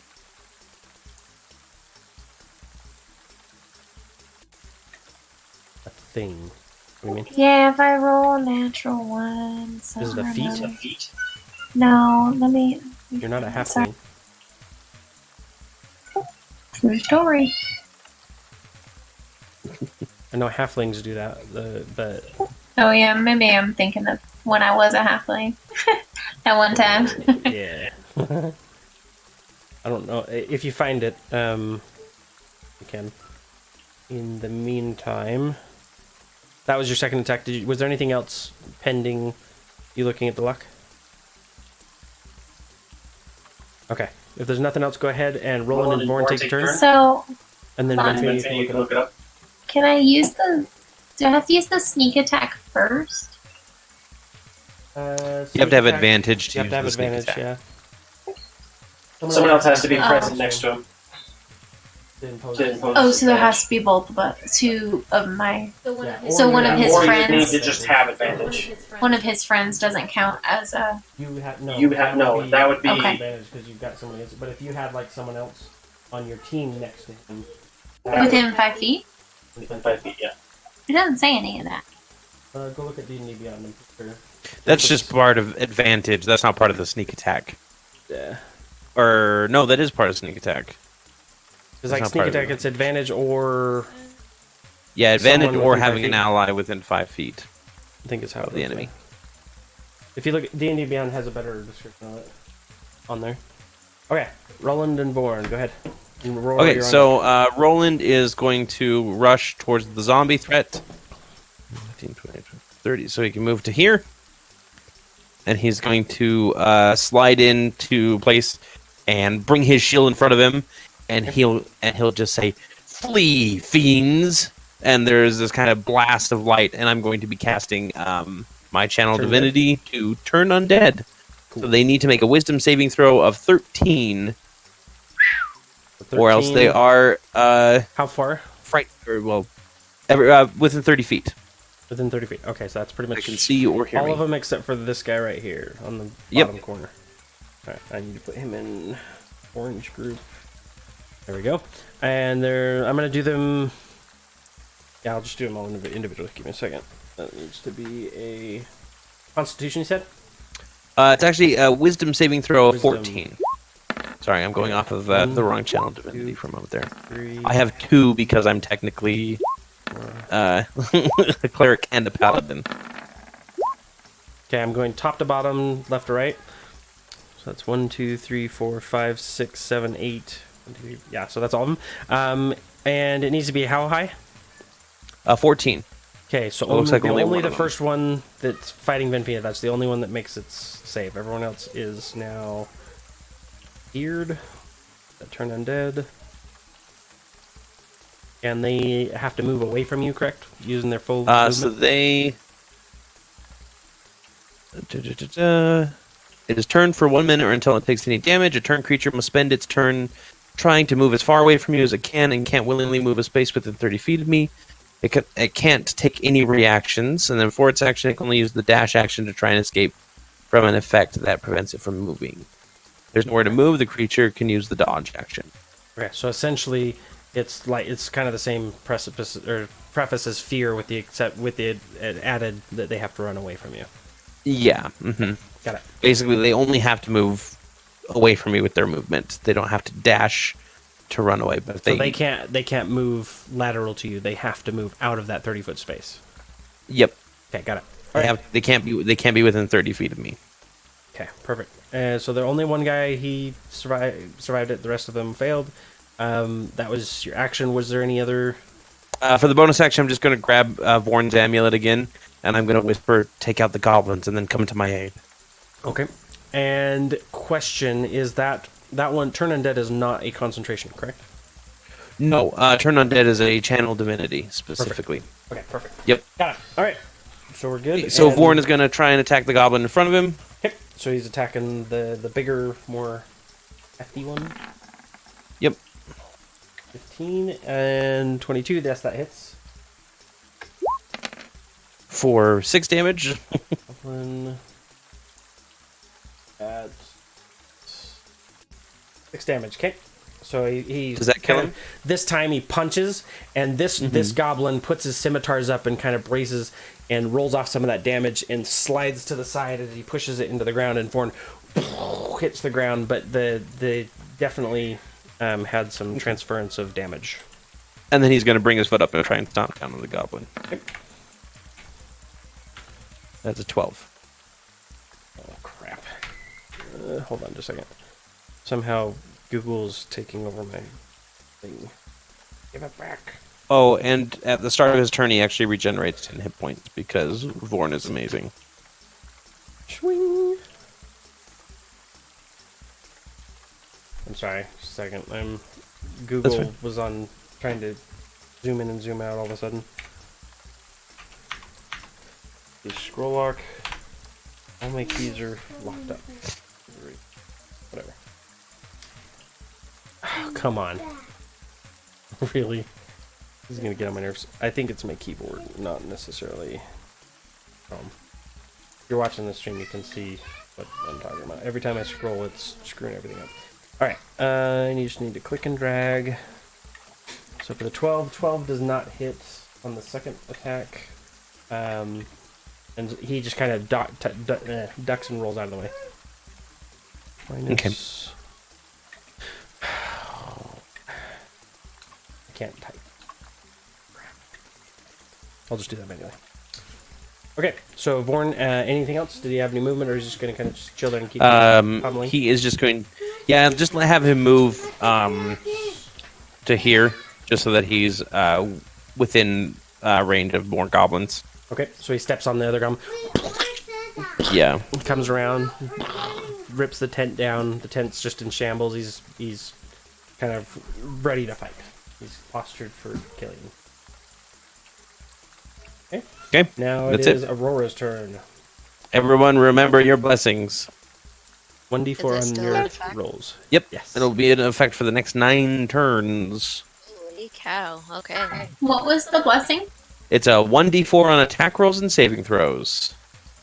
Can I see, if I stand up, can I see over the You can see the Batiri goblin the here. base? Mhm. Okay. That ledge is about 4 feet up. It's not super tall. Okay. I'm gonna attack the zombie closest to me. Okay. Go ahead. And that's the one that's by Venfina. Rolling for a 9 Roll an extra d4. and an extra you d4. And yeah, it does hit. Roll for damage. 8 piercing damage. So this guy, you see, Benfina, as you're... Oh, gosh dang it. Every time I hit the minus key or plus key. Come on. You see as this, as the zombie... Please work. 0, nothing. Oh, I hate so much. Okay, whatever. I'll just be clicking. I don't know why my keyboard's just not even anything now. So the zombie itself, the arrow, it hits, the zombie kind of falls, and he's gonna make a constitution save to see if he stands back up. He rolls a 21. Let's see. DC of 5 plus the damage taken. The damage taken was 8, 9, 10, 11, 12, 13. It makes its throw, and it is back. It kind of, you see it kind of sputter out of life for a second and start to fall, but then it catches itself and... God damn, I hate zombies. So he's dead or he's not dead? He's not dead. You killed him, but he came back to life with his undead fortitude. So the red X on him is Not invalid. actually red, yes. Okay. He faked you out. You have a second shot. Hits, roll for damage. Ooh. Any damage you do, it hits, and will do damage, but we just need to know what the 7 plus 5, he's going to make a constitution save. Okay, he does not make that his save that time, and this time he stays dead. So you see that green just kind of ichor in the deep pits of his eyes, that his link to the afterlife, and you kind of take another breath, pull the arrow back, and sever that connection permanently, and he falls to the ground. Okay. Any bonus actions? That's it for me. All right. Battle stack number 1. All of them. Let's see. The main goblin is going to use his double slash attack at the... There it is. He's going to use it at Vorn, and then the battle stack is going to attack Vidax. So these first two scimitars are at Vorn. The second scimitar is at Vidax. Or, I'm sorry, the third one. So that would be a total... the 21 is the first one. Does that hit? On Vorn? On Vorn? Yeah, that hit. Sorry, you've been kind of cutting in and out. Oh, you're okay. 4 slashing damage. Okay. Okay. He could take it. And then for... The other one was 8. That one didn't hit. The goblin... The other goblin battle stack, it's going to hit Vidax for 16. Does 16 hit? Yeah, it does. And that'll be for 6 slashing damage. And basically, it's just like both of the goblins are just kind of flailing with these scimitars in front, and Vidax just gets kind of sliced up. Next up, zombie group. Okay, it looks like...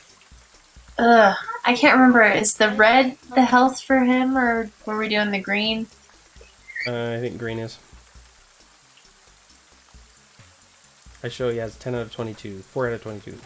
Okay. Yeah, because I can't edit onto his sheet, so, you know. Okay. Yeah, he's got 4 out of 22. And... Yes. Zombie group number 2. So that's going to be orange down here. And these guys are going to move... Total of 20 feet.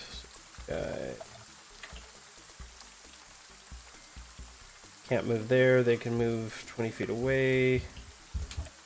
20 feet away. Okay. And they'll use their... How far away is the 30 feet? Right.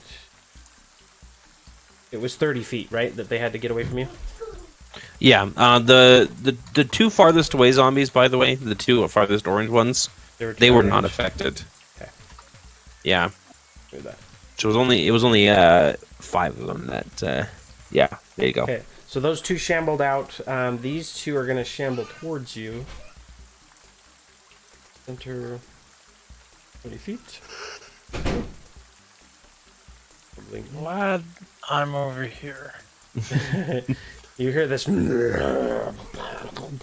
as they just This is what paladins do. Clandon, it's your turn. Paladins and holy men. My turn. And apparently maybe rogues at some They're going to point. use dash, actually, now that I think about it, to try and get up in your face. So, but they do not attack. They are slow zombies. Clandon's turn. Slombies. Slombies. Okay, I'm gonna step a little bit over here. Just back away from the zombies a bit. Can I, We can, not today. can I see any of these guys here? Which guys? Scrolling up. The Gerblins. Those ones. From where you're at, you could probably. The guy has probably quarter cover. That Yaka or this main boss goblin guy. These other Didn't guys, Lorne knock down these 2 tents though? He knocked this one down right here, and then he went up this direction and knocked this tent down. But this tent's still mostly kind of in the way. Alright, well, I'll shoot at him with through that. It's canvas. I mean, you could try and shoot through it. Let's give it a shot. Literally. I don't. Yeah, I know. I don't know that oiled canvas is really gonna stop an arrow, but. Don't forget to add your bonus, your blessing.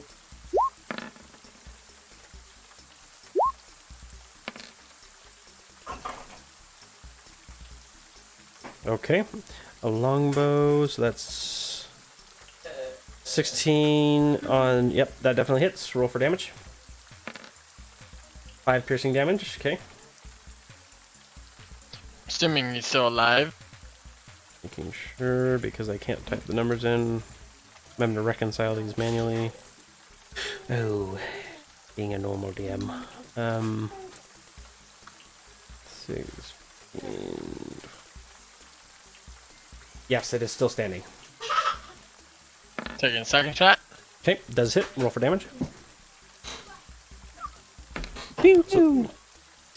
That time it does take it down. So at this point he's got his 2 things. He's kind of flailing wildly. The first arrow strikes, and then the second arrow hits, and he falls forward, his face hitting the Born's kneecaps, and just kind of slowly sliding to the ground like this. Clang. Okay. Any bonus actions? Not today. All right. Zombie group number 1, all of which are going to move 10, 15, 20. Yep. Oh, because they have to. They're all turned undead, so they're all gonna basically just kind of hoof it out of. This should mitigate the numbers so that we can take them out easier. Okay.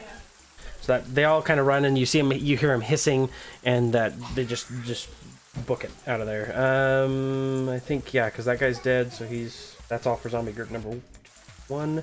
Battle stack number 2 is going to. Oh, I'm sorry, I got those mixed up. Where did Vidax go? Oh, he's fighting there. Okay. At this point, when you're fighting, we're gonna hear. Oh, What? oh my gosh! So there's a key somewhere on my keyboard that is a modifier key that is stuck. It's driving me absolutely bonkers. He keeps refreshing his roll 20 for him. Oh, annoying. Okay. Annoying. Let's click L. Vorn and Vidax would probably hear this first. You hear this kind of like large thumping sound. No one to the south would hear this per se. But coming out of the woods, you see kind of the trees begin to open up, and a large Allosaurus steps into view. Smelling all of the bloodshed. Is he a good Allosaurus or a bad Allosaurus? Well, it's to be known, to be said. What the heck is this combat? I know, right? What? No, you hear I this, refuse. You hear this not really battle cry, but for a short moment, and you hear a crunching sound as a goblin is bit in half and is left Good dead Allosaurus. at the top. He has no regard. You saved my axe beak child earlier. Thank you. All right, this guy's dead. But Allosaurus has joined the fray. Let's put him into turn order here. And Tiger Lily, it's your turn. Alright, now she's close enough she can do something. She is going to. So, like, is this like here is 5? So can she go kitty corner and that's 10, or do you have to? You can go diagonally as long as there's not like a. No, you can go diagonally as long as there's not something like obstructing it that she would have to otherwise climb or jump over or that kind of stuff. Otherwise, and if she can go any direction. Does it add like an extra pipe? It depends on what it is, how high it is, how much terrain. Like, where is she trying to go right now? Well, either skirt around and help Benfino with this zombie, or to roll in, depending on the move. Okay. So let's see. If she goes that direction, she can move diagonally, no problem. It's not going to obstruct her to hit here and go that way. She can parkour it. All right, Yeah. then she'll just. It's not like she doesn't really have to climb out over it or anything. She just kind of walks over. And that would just count as 5. Okay. If she wanted to get the 20, she could always do like a big loop-de-loop and run back, get some momentum, and pounce on him. that way, Like race back and then race forward. Yeah, if you want to get the pounce attack, that you could. I would allow that. That wouldn't be a problem. Okay, so that's 14 does hit. 4 slashing damage also hits. 5 slashing. I'm sorry, 5 slashing damage. Yes, it does hit. So, did we over here in the south? Did we hear the Allosaurus roar? It didn't necessarily roar as much as it kind of, the Jurassic Park comes in, silences its prey, and kind of licks its chop. So, okay. No, there's not been a guttural roar, but Shield Guardian and Vidax might start picking up on some large footfall. Not that they can... Well, Vidax can communicate it, but... Oh, jeez. Alrighty. And then he turns into a gnome. Of course. No. Of course. That would be funny, though. It would be. Alright, so Tiger Lily attacks, not at... It hits, 5 slashing damage. Did she want to do that pounce?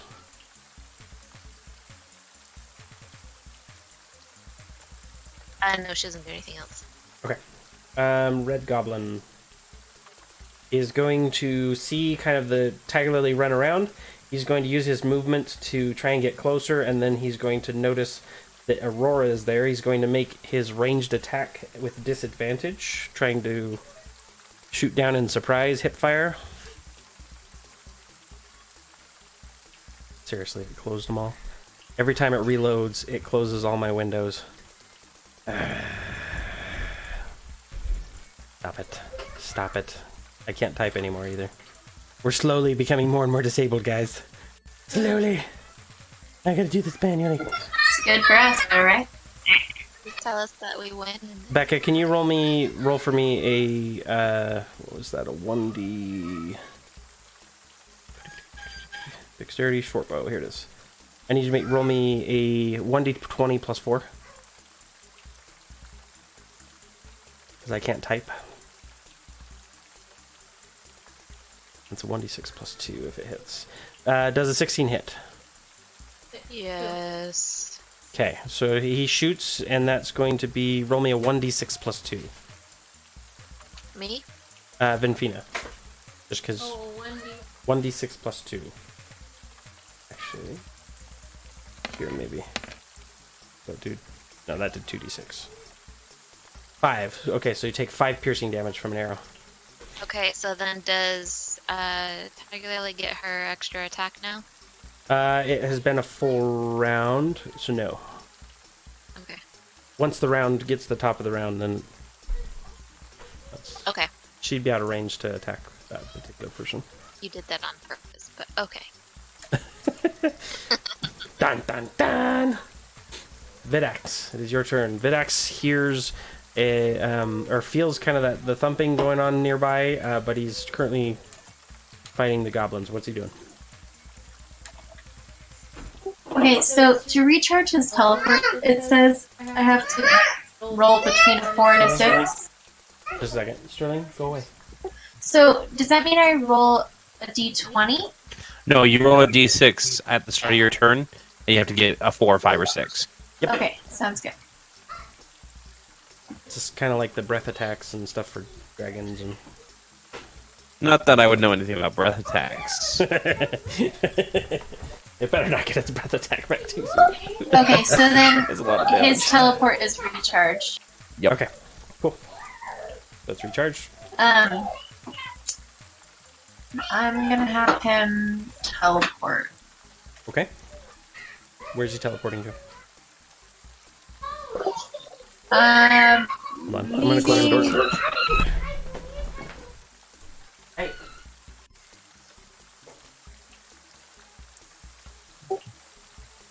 I think he's gonna go to the top of this tent. All right. Top of the tent. Go for it. On the tent. Going to go on the top of a tent.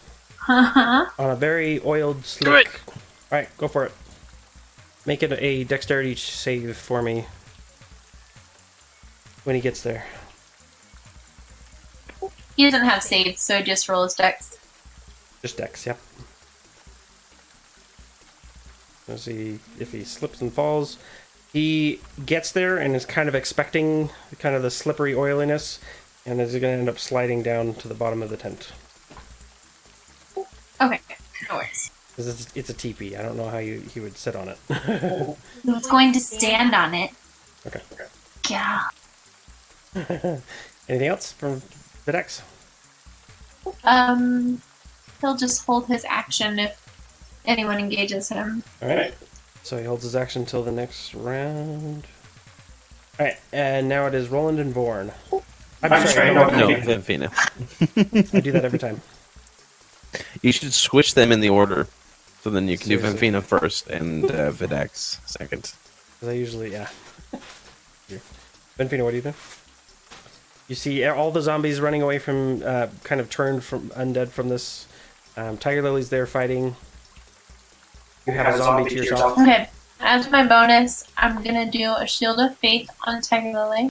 Okay. Shield of Faith. So she'll get a +2 bonus to her AC for the duration. Okay. You got that, Aurora? So for like the rest of the duration of like forever? Forever ever? Forever. I wish. 10 minutes. Alright. And then I'm gonna use my... Let's...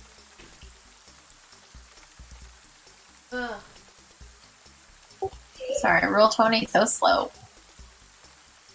I feel like it's like a time thing. The longer we play on it, the more glitchy it gets. So this is our sign that we need to wrap things up. Is that what you're saying? I guess. It's getting that time here. You're driving me bonkers. Okay, question about Thunderous Smite. Okay, go for it. I don't know what direction it goes in. Is it like... The direction of thunder. It sounds like it's a touch. It's if you hit it with a melee... Let me see if D&D Beyond... Or, yeah, they have any. They should have it. Hold open. Well, usually they, like, show a picture of what it looks like, you know? Like if Like it's a a cone or sphere or something? cone or whatever. Yeah, it should specify. So it doesn't Oh, go away. do any area damage under a smite. Batman, cool. It is the first time you hit with a melee weapon attack during the spell's duration. Your weapon rings with thunder that is audible within 300 feet, and the attack deals an extra 2d6 thunder damage to the target. Additionally, if the target is a creature, it must succeed on a strength saving throw or be pushed 10 feet away from you and knocked prone. Right, I was just worried if it would hurt other people. No, it's just a really loud sound that showcases where you are, but it doesn't do like an AOE effect. Let's see. Alright, I'm gonna attack with my glaive. The zombie near me.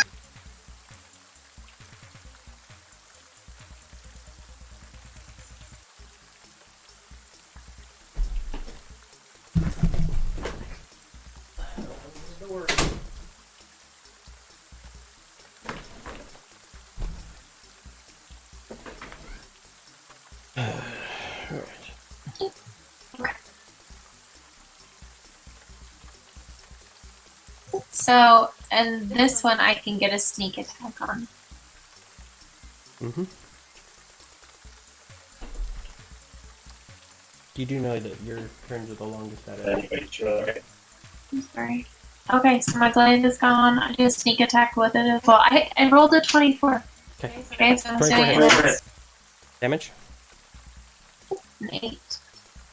Plus whatever sneak attack is. Okay. What is your sneak attack?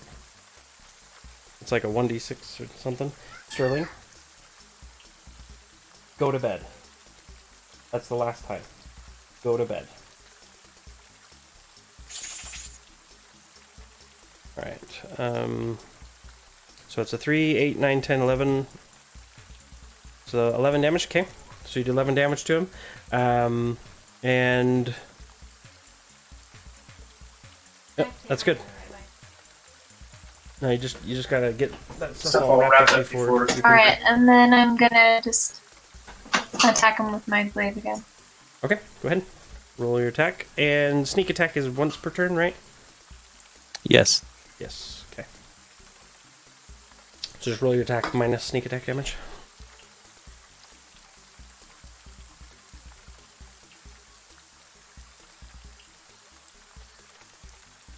Alright, 15 does hit. Roll for damage.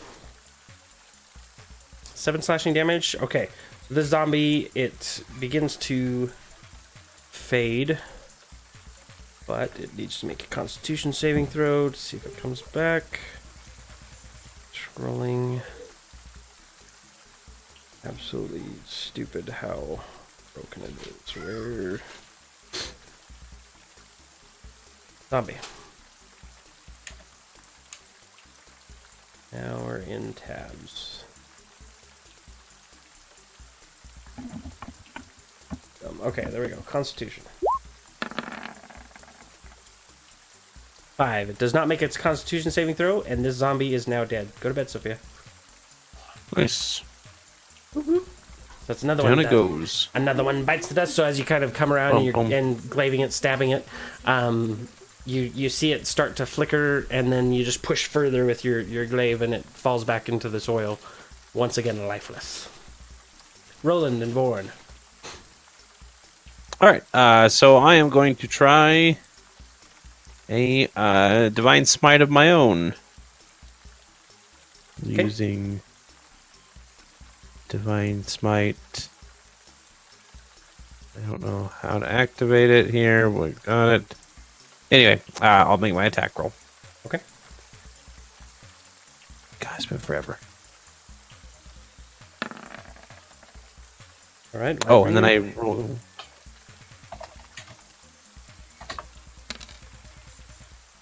$13. 13. Okay. So 13 And then does the hit. divine smite is going to be a second level spell slot for me. Okay. So it should do an extra 3d8 damage. Mm-hmm. And it's radiant. Right. Roll. I believe it's what, 1d6 plus 4.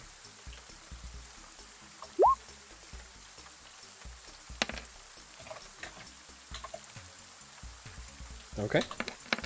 So 9 and then another 16. Okay. So, and that is radiant damage, correct? Yes. Okay. So as you come swinging around with Lightbringer, as soon as it makes contact, this Hang on. Sorry, I don't think so, actually. I just want to make sure before you... No worries. I know you got that going. Where? What? Because if it's The radiant, heck? then he does not get his undead fortitude. Yeah, I just want to see if... Not that that's metagaming. No, of course not. That's just common knowledge when it comes to undead.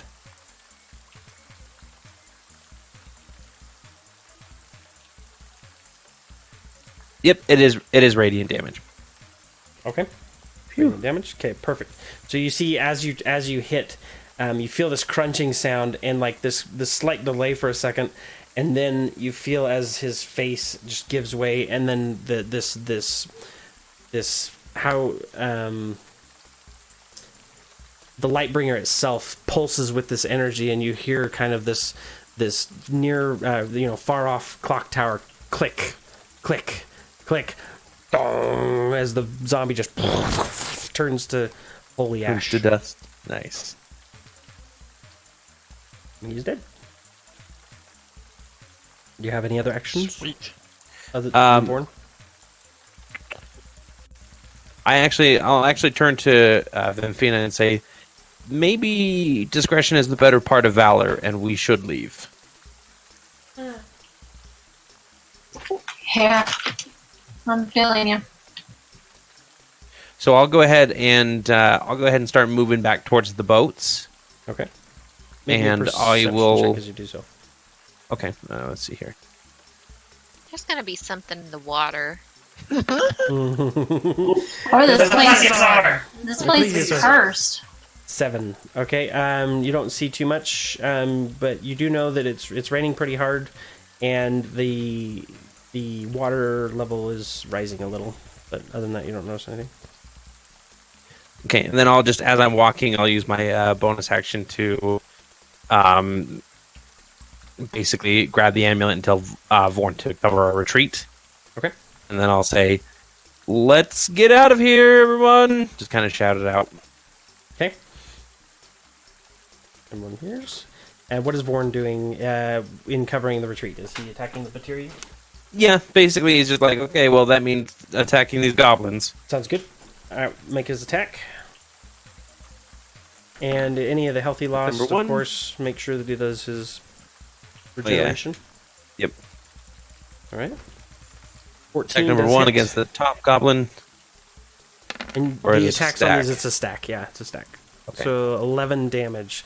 That flattens the guy on the bottom. The guy on the top needs to make a dex save, which I can't do without clicking. It doesn't matter, he's on the ground anyway, so he's dead. Now, his second attack. Does he... We'll say he's prone, just because I can't click. So I anything. get advantage? Yeah, go ahead and roll with advantage. Okay, good. 14 hits. Roll for damage.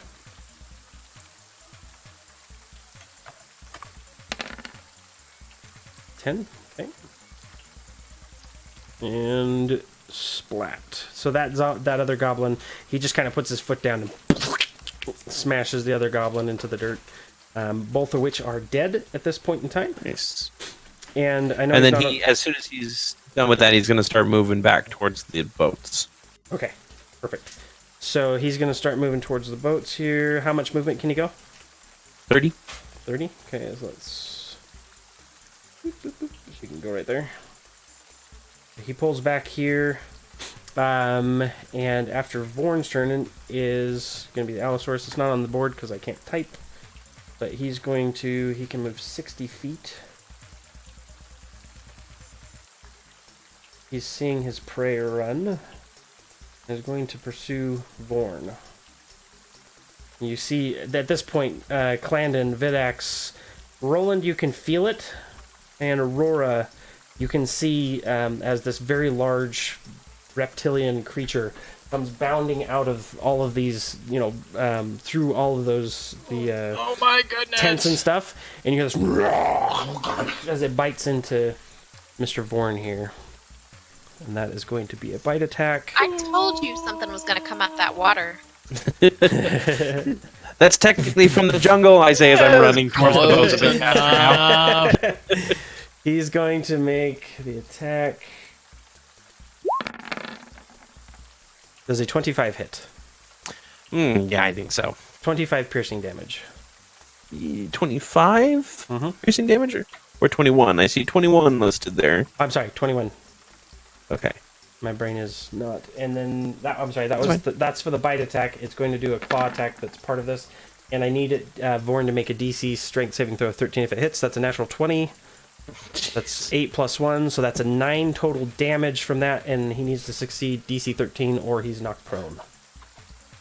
DC 13 strength. Okay. Yeah. Just need to make sure that he doesn't have any sort of extra bonuses. Nope. Okay.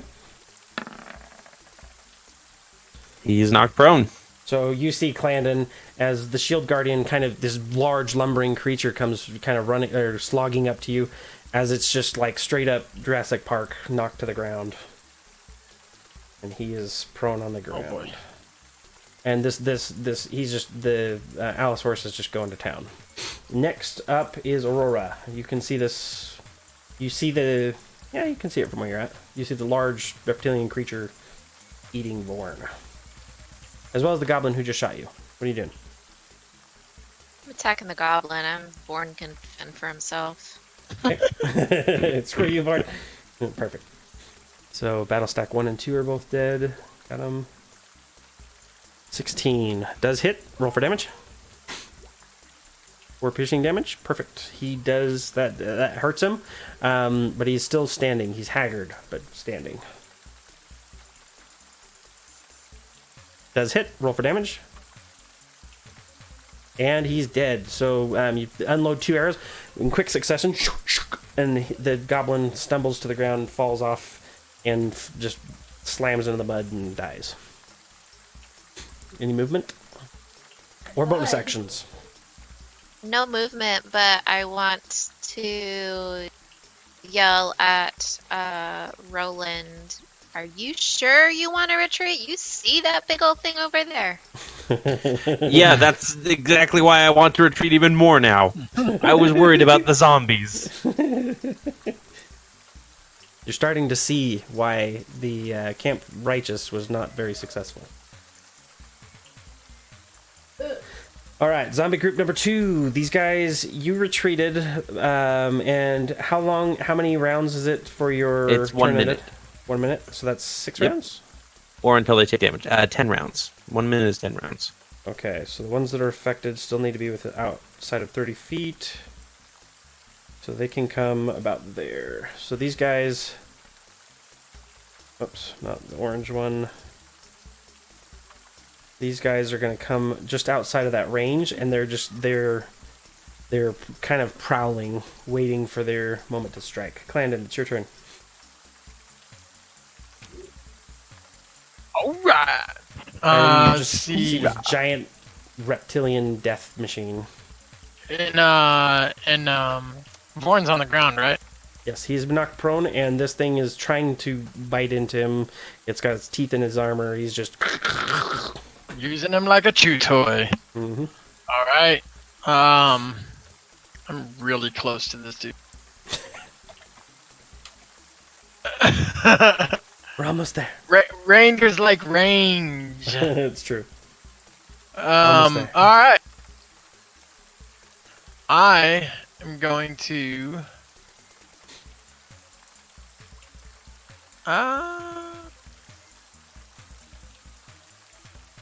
Is the Allosaur considered a beast?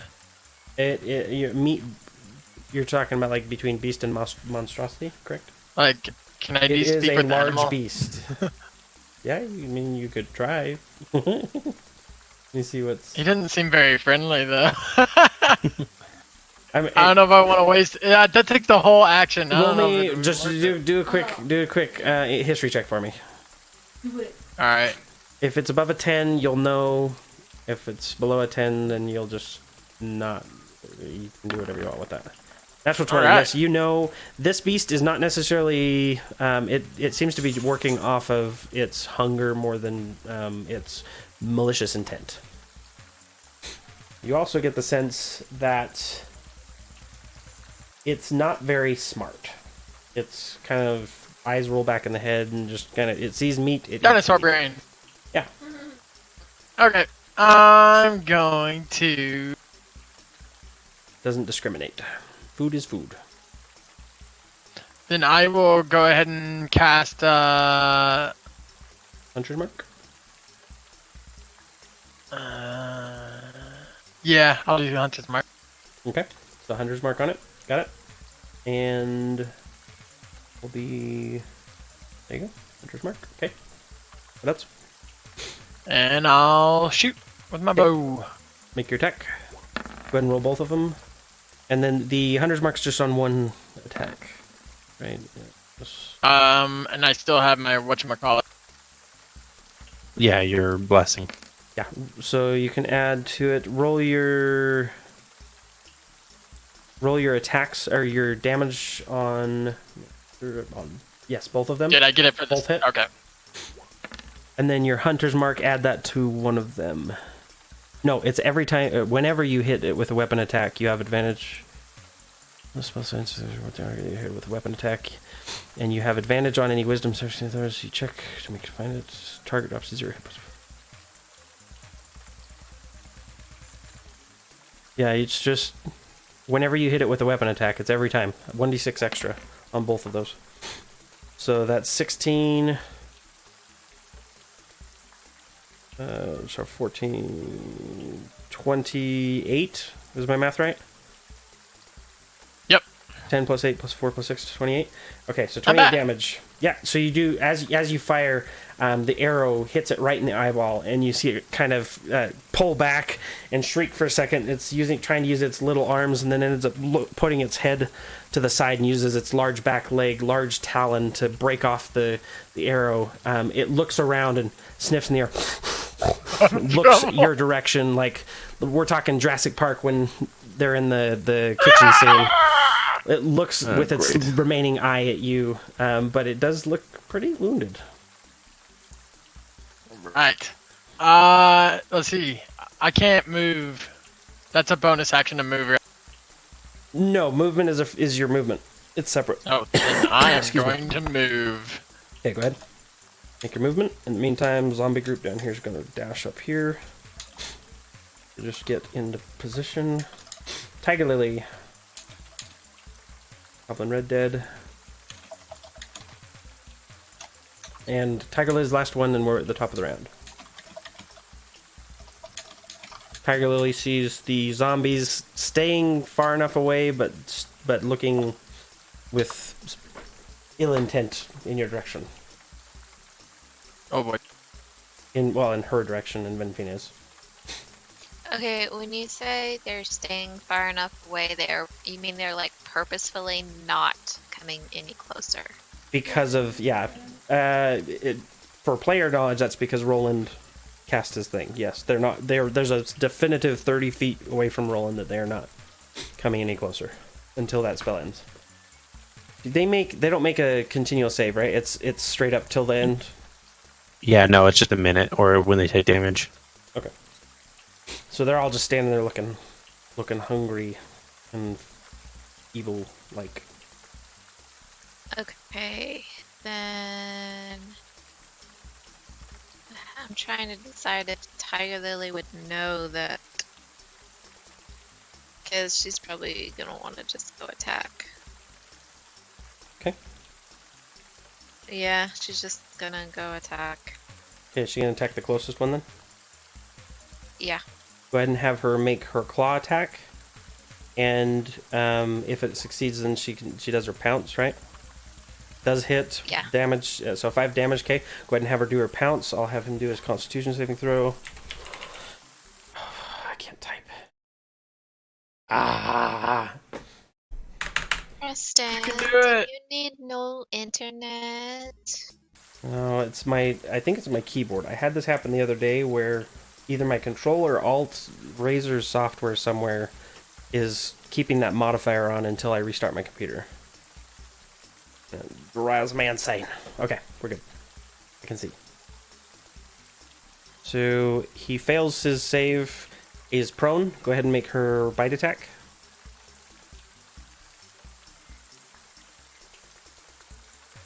$19 does hit. Damages it. Okay, and it is prone. So this one right here is the one that's prone. We're going to move Tiger Lily here, and the effect of this is nullified. He is prone. Okay. Benfina and Videx.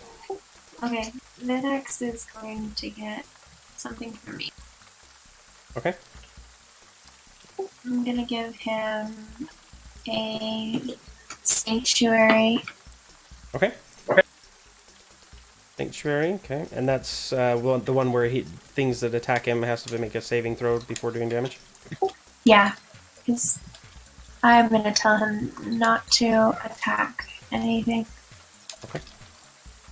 And by the way, if there are any held actions, it's the top of the round. So. Right, and he's gonna move away from the dinosaur. Okay. So, Full movement. yeah, closer to his companion. Okay, perfect. Then what's Venpina doing? You did that. So it's a bonus action to command him to do something, right? Yeah, that's usually the case. So now you have your actions. What actions do you take? Oh, sorry, Videx goes first. I Whatever. switched them just so I don't forget you. Well, either way, whatever. Okay. So he's moving.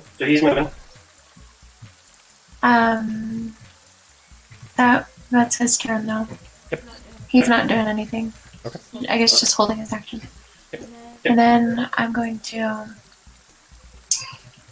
engage again with these zombies. What does the orange mean? They're just different groups. Okay. That's how I roll them. Well, In groups. I'm going to come up next to Tiger Lily and do an attack with my glaive. So. Okay, you're attacking the one that she has on the ground? Sure. Okay, roll your attack. And this is just a regular attack, not a smite or anything? Yeah, it's just a regular attack. Okay, attack. I'll, Roll damage. I'll do with a sneak attack. Okay, yep, you do have sneak attack damage. So just roll your regular damage and then roll the sneak attack damage separate. So that's 8. So it's 14, yeah. Yep. So he needs to make a Constitution saving throw.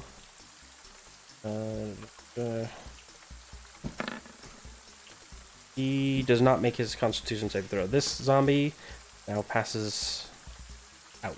He's dead. You have a second attack? He doesn't pass out, right? He's dead. He's dead. He's dead. Okay. Yeah, he didn't make his Constitution. Yeah, I save. do. So I'll He attack passes out. Bleh. other zombie. with my glaive. I think I'll take a nap now. No, don't go to bed. Does hit. Roll for damage. And this one is also within range. Is sneak attacks 1 per turn, so not on this one. Yeah, correct. But next time you do attack, it does have it. Okay, so 20 or 10 damage. Got it. Anything else? So you mean next turn that I go? Next, yeah, each round you can do your sneak attack, but it's you don't do sneak attack every time. Right. Okay. Right. Yep. That's Got it. Okay, Roland and Vorn. Vorn is on the ground.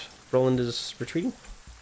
Yeah, so Roland like stops and looks around and kind of like does that kind of John Travolta meme Like- where nobody's doing like he's just like what? Where are we? I'm in the middle of a fight. I don't know. And then I'm just gonna roll my eyes and I'm gonna move to the boats 'Kay. right here. And as I come around and see the Allosaurus, I'm going to freak out a little bit. When I'm done freaking out, I will cast Sacred Flame. Okay, Sacred Flame. Yep. So he Flame needs to make a radiance. dex saving throw or take 2d8 radiant damage. Right, dex save on Allosaurus. Allosaurus. Character sheet. Dex save. Oh, the spell save is. Spell save is 13. It fails. So it'll take 8 radiant damage. 8 radiant damage. Got it. Yep. All right, And so then I'll. as it's just now, both it's kind of like really confused at this point, looking you in Clandon's direction. Yeah, and then I'll with my bonus action, I'll command Vorn to get up and kill that thing. Okay. And Vorn stands up, uses his movement, pushes it off. He's gonna regen. His regeneration, and then his smash And then- attacks. Yep. And we begin the Pacific Rim portion of the evening. Kaijus! Oh, thank At attack damage, yes, it hits. Roll. Go ahead and roll the second one as well. And then we'll do damage. Okay. Perfect. So 14 damage. 14 damage for the Next first attack. one. Still Second hits. attack is a 16. Still hits. Got natural armor, so. And 14. So at this And point, 14. it's kind of sitting there and it's rearing back. The flames are kind of burning it. And then Vorn at this point does a full-on like Hulk slap around its head and just smashes its head together. You hear this kind of sickening crunch as its jaw comes unhinged, and it just kind of falls limp. And Oh boy! Allosaurus is dead. That'll feed an entire village of Batiri. Well, we can If we leave it for weren't them. killing them all. It's Aurora's turn. Well, not these Batiri. Yeah, forget it there. Longbow, miss. Roll your second attack. That's to... Which one are you shooting at?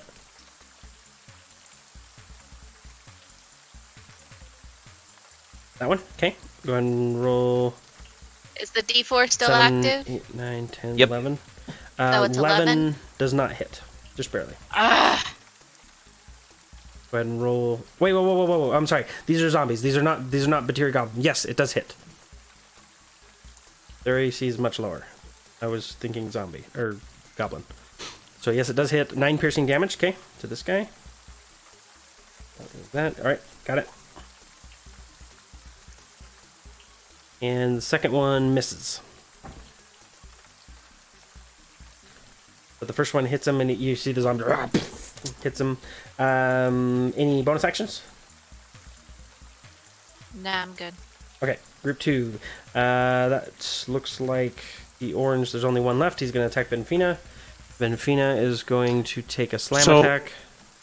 So I'll point out that the ones that are still feared, they cannot do anything but move away from me.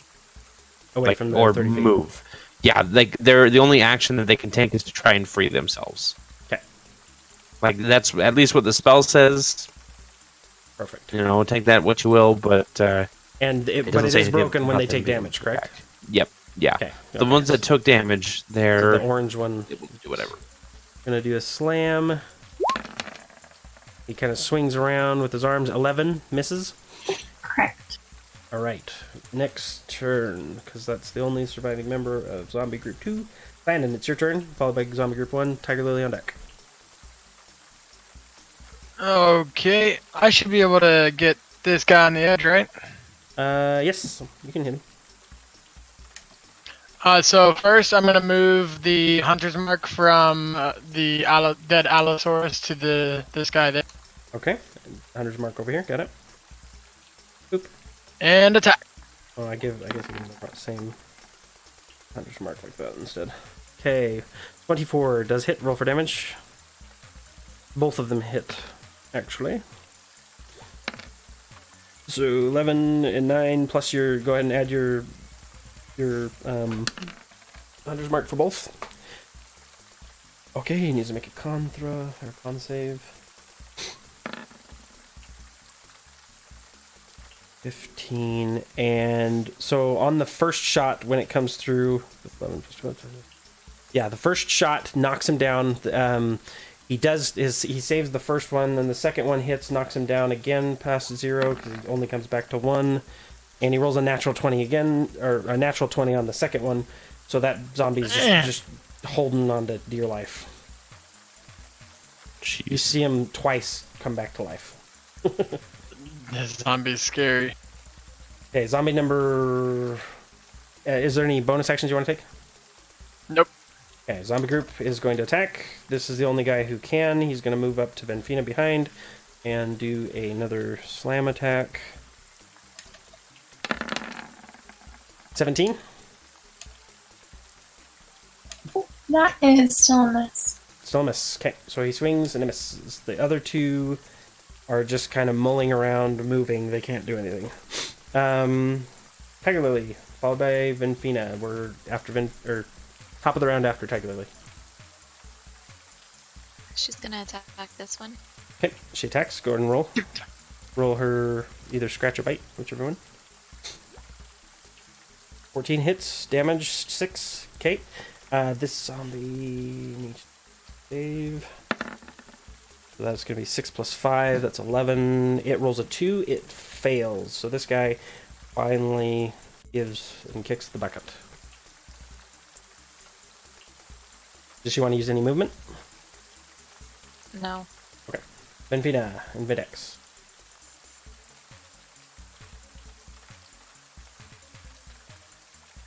Okay, so Vidax is not really gonna do anything. That's totally fine. So Vidak's chilling. What's Benvina doing? I'm gonna. Are these zombies getting closer to me? Yes, because he's over here. The two of them are not attacking you, but one is. This guy behind you is attacking you. Okay, then I'm attacking him. Okay, perfect. Bring him down. Last three. Last three. My glaive is on fire. Yeah, it is. Roll for damage with your sneak attack. Yeah, that wasn't so fire. Excuse me. Don't breathe your imp. Doesn't feel good. Okay, so the zombie takes damage. Okay, that was your first attack. Roll your second. It's still standing. For clarification. Yeah, I hardly tickled it. Wait. No, that's the zombie that is at 1 hit point. So you hit it. It needs to make a save. Excuse me. If I go down here. Had it been attacked, was it Tiger Lily that attacked? Clandon and Aurora were gotcha. punching holes in it. So you did a total of 6, plus 7, 8, plus 5, 13 damage. It rolls a 12. It fails, so it dies. The second attack, which one are you attacking? You have two of them that are just kind of looking at you. I'm gonna go for the guy right below me. Okay. The 23 hits. Roll for damage. 5 slashing damage. Okay. Goodness. That's nothing. And Roland and Vorn, it is your turn. So I am going to cast just a basic healing word on Aurora. Okay. How much Just a healing? level 1. It is Alright, 5, 5. so you can gain 5 hit points back. Aurora, you feel this calming presence descend about you. Some of your heals, or your wounds heal. And then I'm going to use just 10 of my lay on hands to increase my health as well. Okay, go ahead. Be nearly back up to full. Perfect. And then that's it. And then I'll just tell Vorn to stand guard by me. Okay, so he comes close, he stands guard, got it. And Mushrib at this point is still hiding underneath the canoes and the rowboats, scared out of his mind at seeing the Allosaurus. Zombie group number, this is Aurora's turn, and then zombie group number 2. Aurora, you can kind of see from where you're at. You might have to move forward, but there's 2 more zombies remaining over here by the latrines. It's my turn? Mhm. Okay. Everything else is dead. I'm gonna shoot at the one that's attacking Benfina. Actually, that's zombie group number 2's all dead. That's 1. So it's Clandon next, actually. Okay, Yep, so you move that's what forward. I thought. Wait, is it my turn or no my turn? It is your turn. Clandon is next. I was thinking zombies were next, but no. Got it. 10 hits, roll for damage. And you're hitting this one right here that Benfina's attacking. 6 damage. Okay, go ahead and roll again. It's still hanging on. Another arrow hits it, and you see these arrows just. The zombie cries out, looking more haggard than barely scrimping. Any bonus actions? No. Remind me real quick. I can't remember if it was you or Steve. Did you take Hail of Thorns? Did I take it? There's a spell of a ranger. I thought you took one. Oh, let me check. That might push him into the grave. Just saying he's like really just like a hit point away from death. No, I have Cure Wounds, Spot Cloud, Misty Step, Pass Without a Trace, and Spike Growth. Spike growth. What was spike growth? Was that one that's on an attack? A 20-foot radius centered on a point within range, twists and sprouts hearts, spikes, and thorns. The area Okay, becomes different. that's what I was thinking of. But that's an action. right? Yes, it's Okay. an action, and it's everything within that 20 feet, so it would even Okay. hurt us. Got it.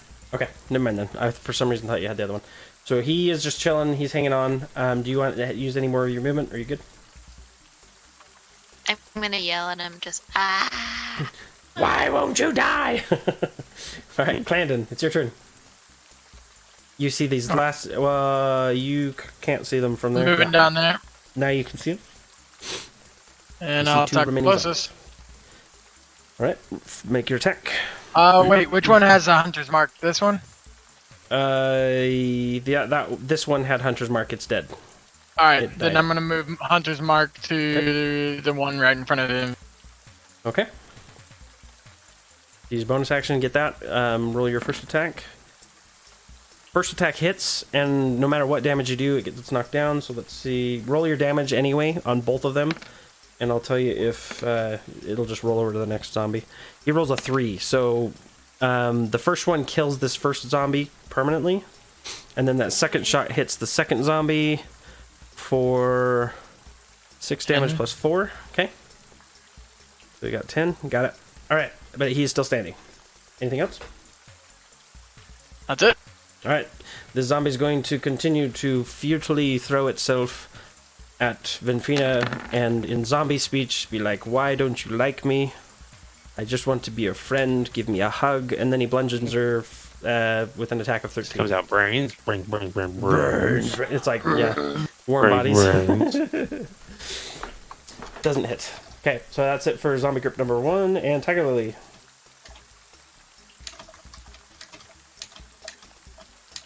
Weird hearing my echo. Yeah, sorry, I didn't know what to say. Hit, so she claws, slash, 4 damage, got it. And does she want to use any of her movement? She moves up.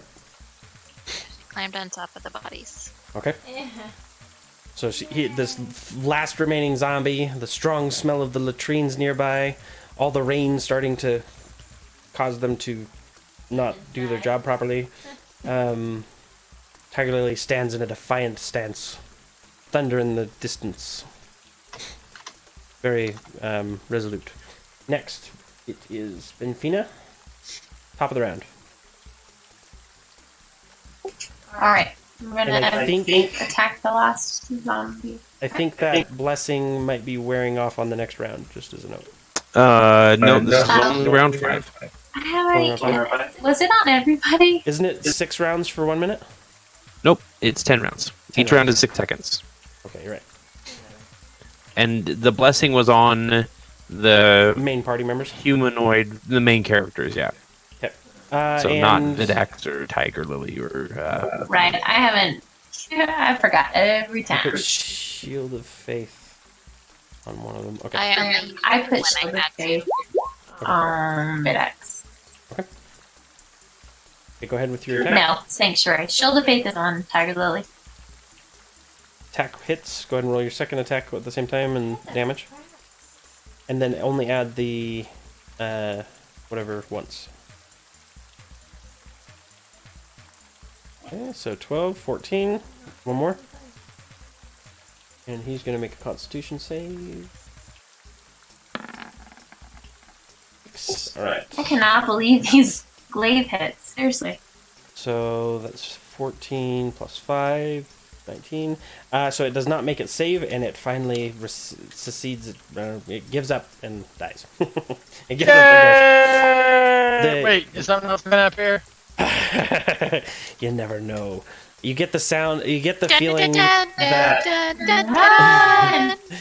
you get the feeling that if you stay in this area long enough, you'll probably encounter more resistance, especially with fresh blood staining the landscape.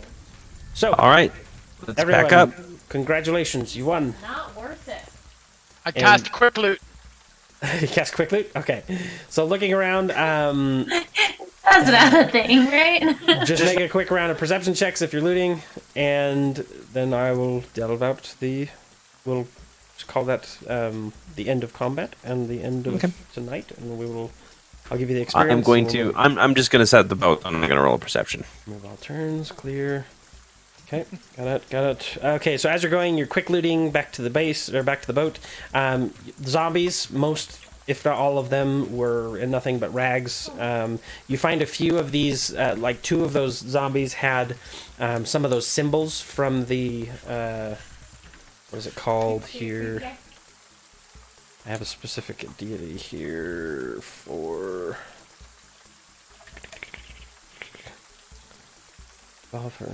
Camp Righteous. There we are. Okay, Camp Righteous. You find the holy symbol of. Wait for it. Antioch. Antioch.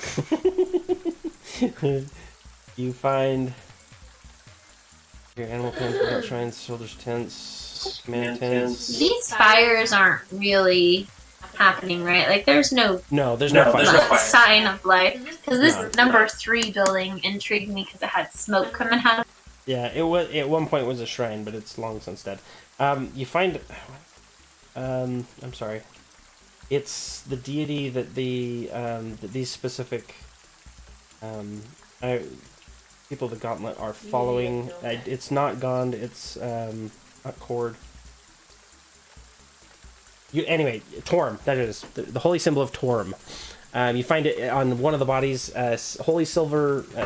A silver holy symbol of Torm.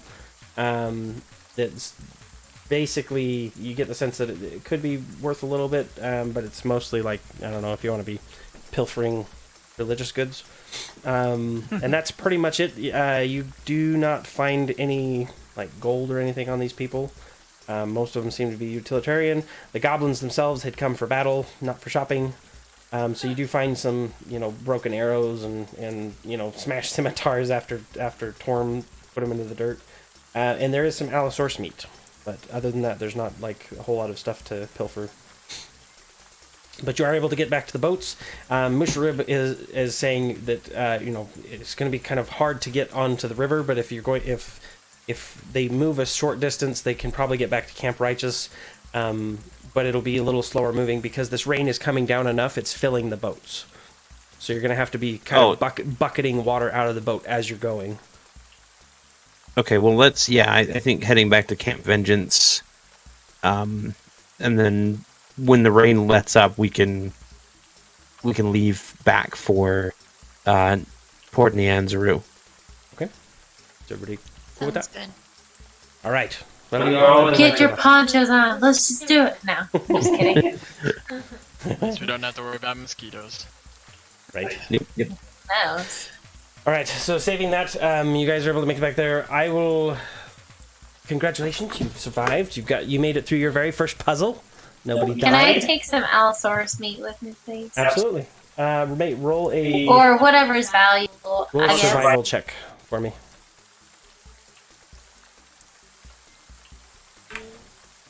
Survival check, and that'll just dictate how much you'll pull off of it. I'm getting all of your experience here.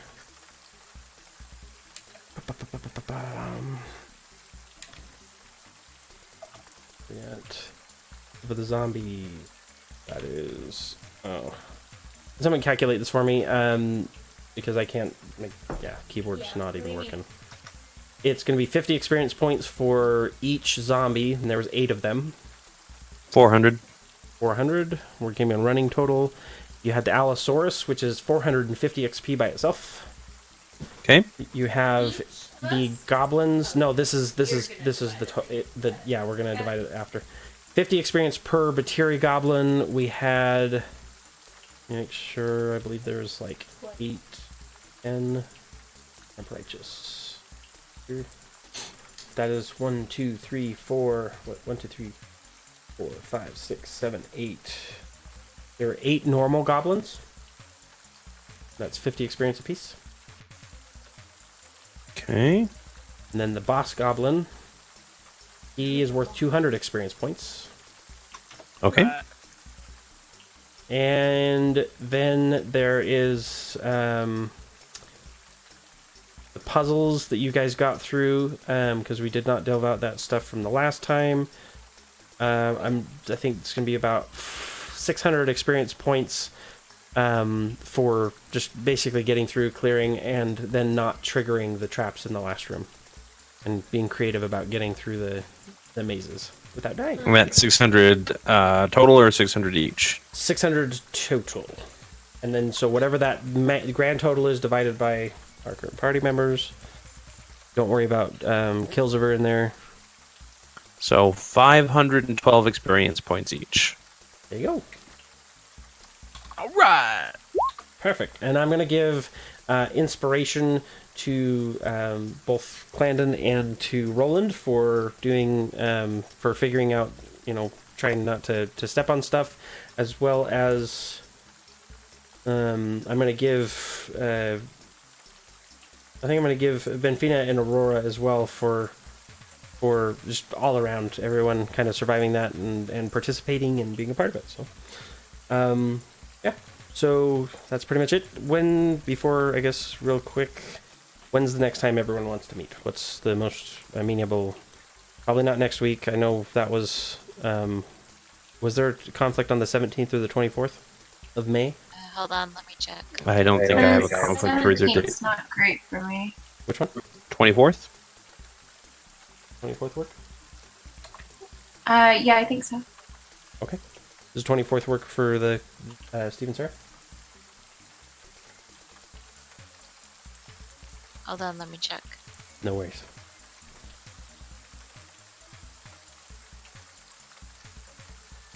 Type 1. Nope, can't even type. And then I'll just send a text message to everybody with that date. All right. Okay. Now, question: which works best for everybody for communications? Would you prefer to use GroupMe, or would you prefer to use Hangouts? Either one's fine for me. I like Hangouts just because it's what I'm used to. It's the one I usually check more often myself, but that's up to you guys. So I'm okay using Google Hangouts. Yeah, either of them notify me, so it doesn't really matter. That work? Okay, so moving forward, we'll just use Google Hangouts for that. But I'm gonna. Okay, I'll put that note using Google Hangouts. Moving forward. May What were the 24th. days then? 24th is the next. Either the 24th or the 31st are the next closest dates. We can do the 24, I think. Okay. All right, 24th it is. Cool. Okay. Right. Sounds good. Well, thanks Thanks, for coming, guys. everybody. Have a good night. Good night. Bye-bye. Next time.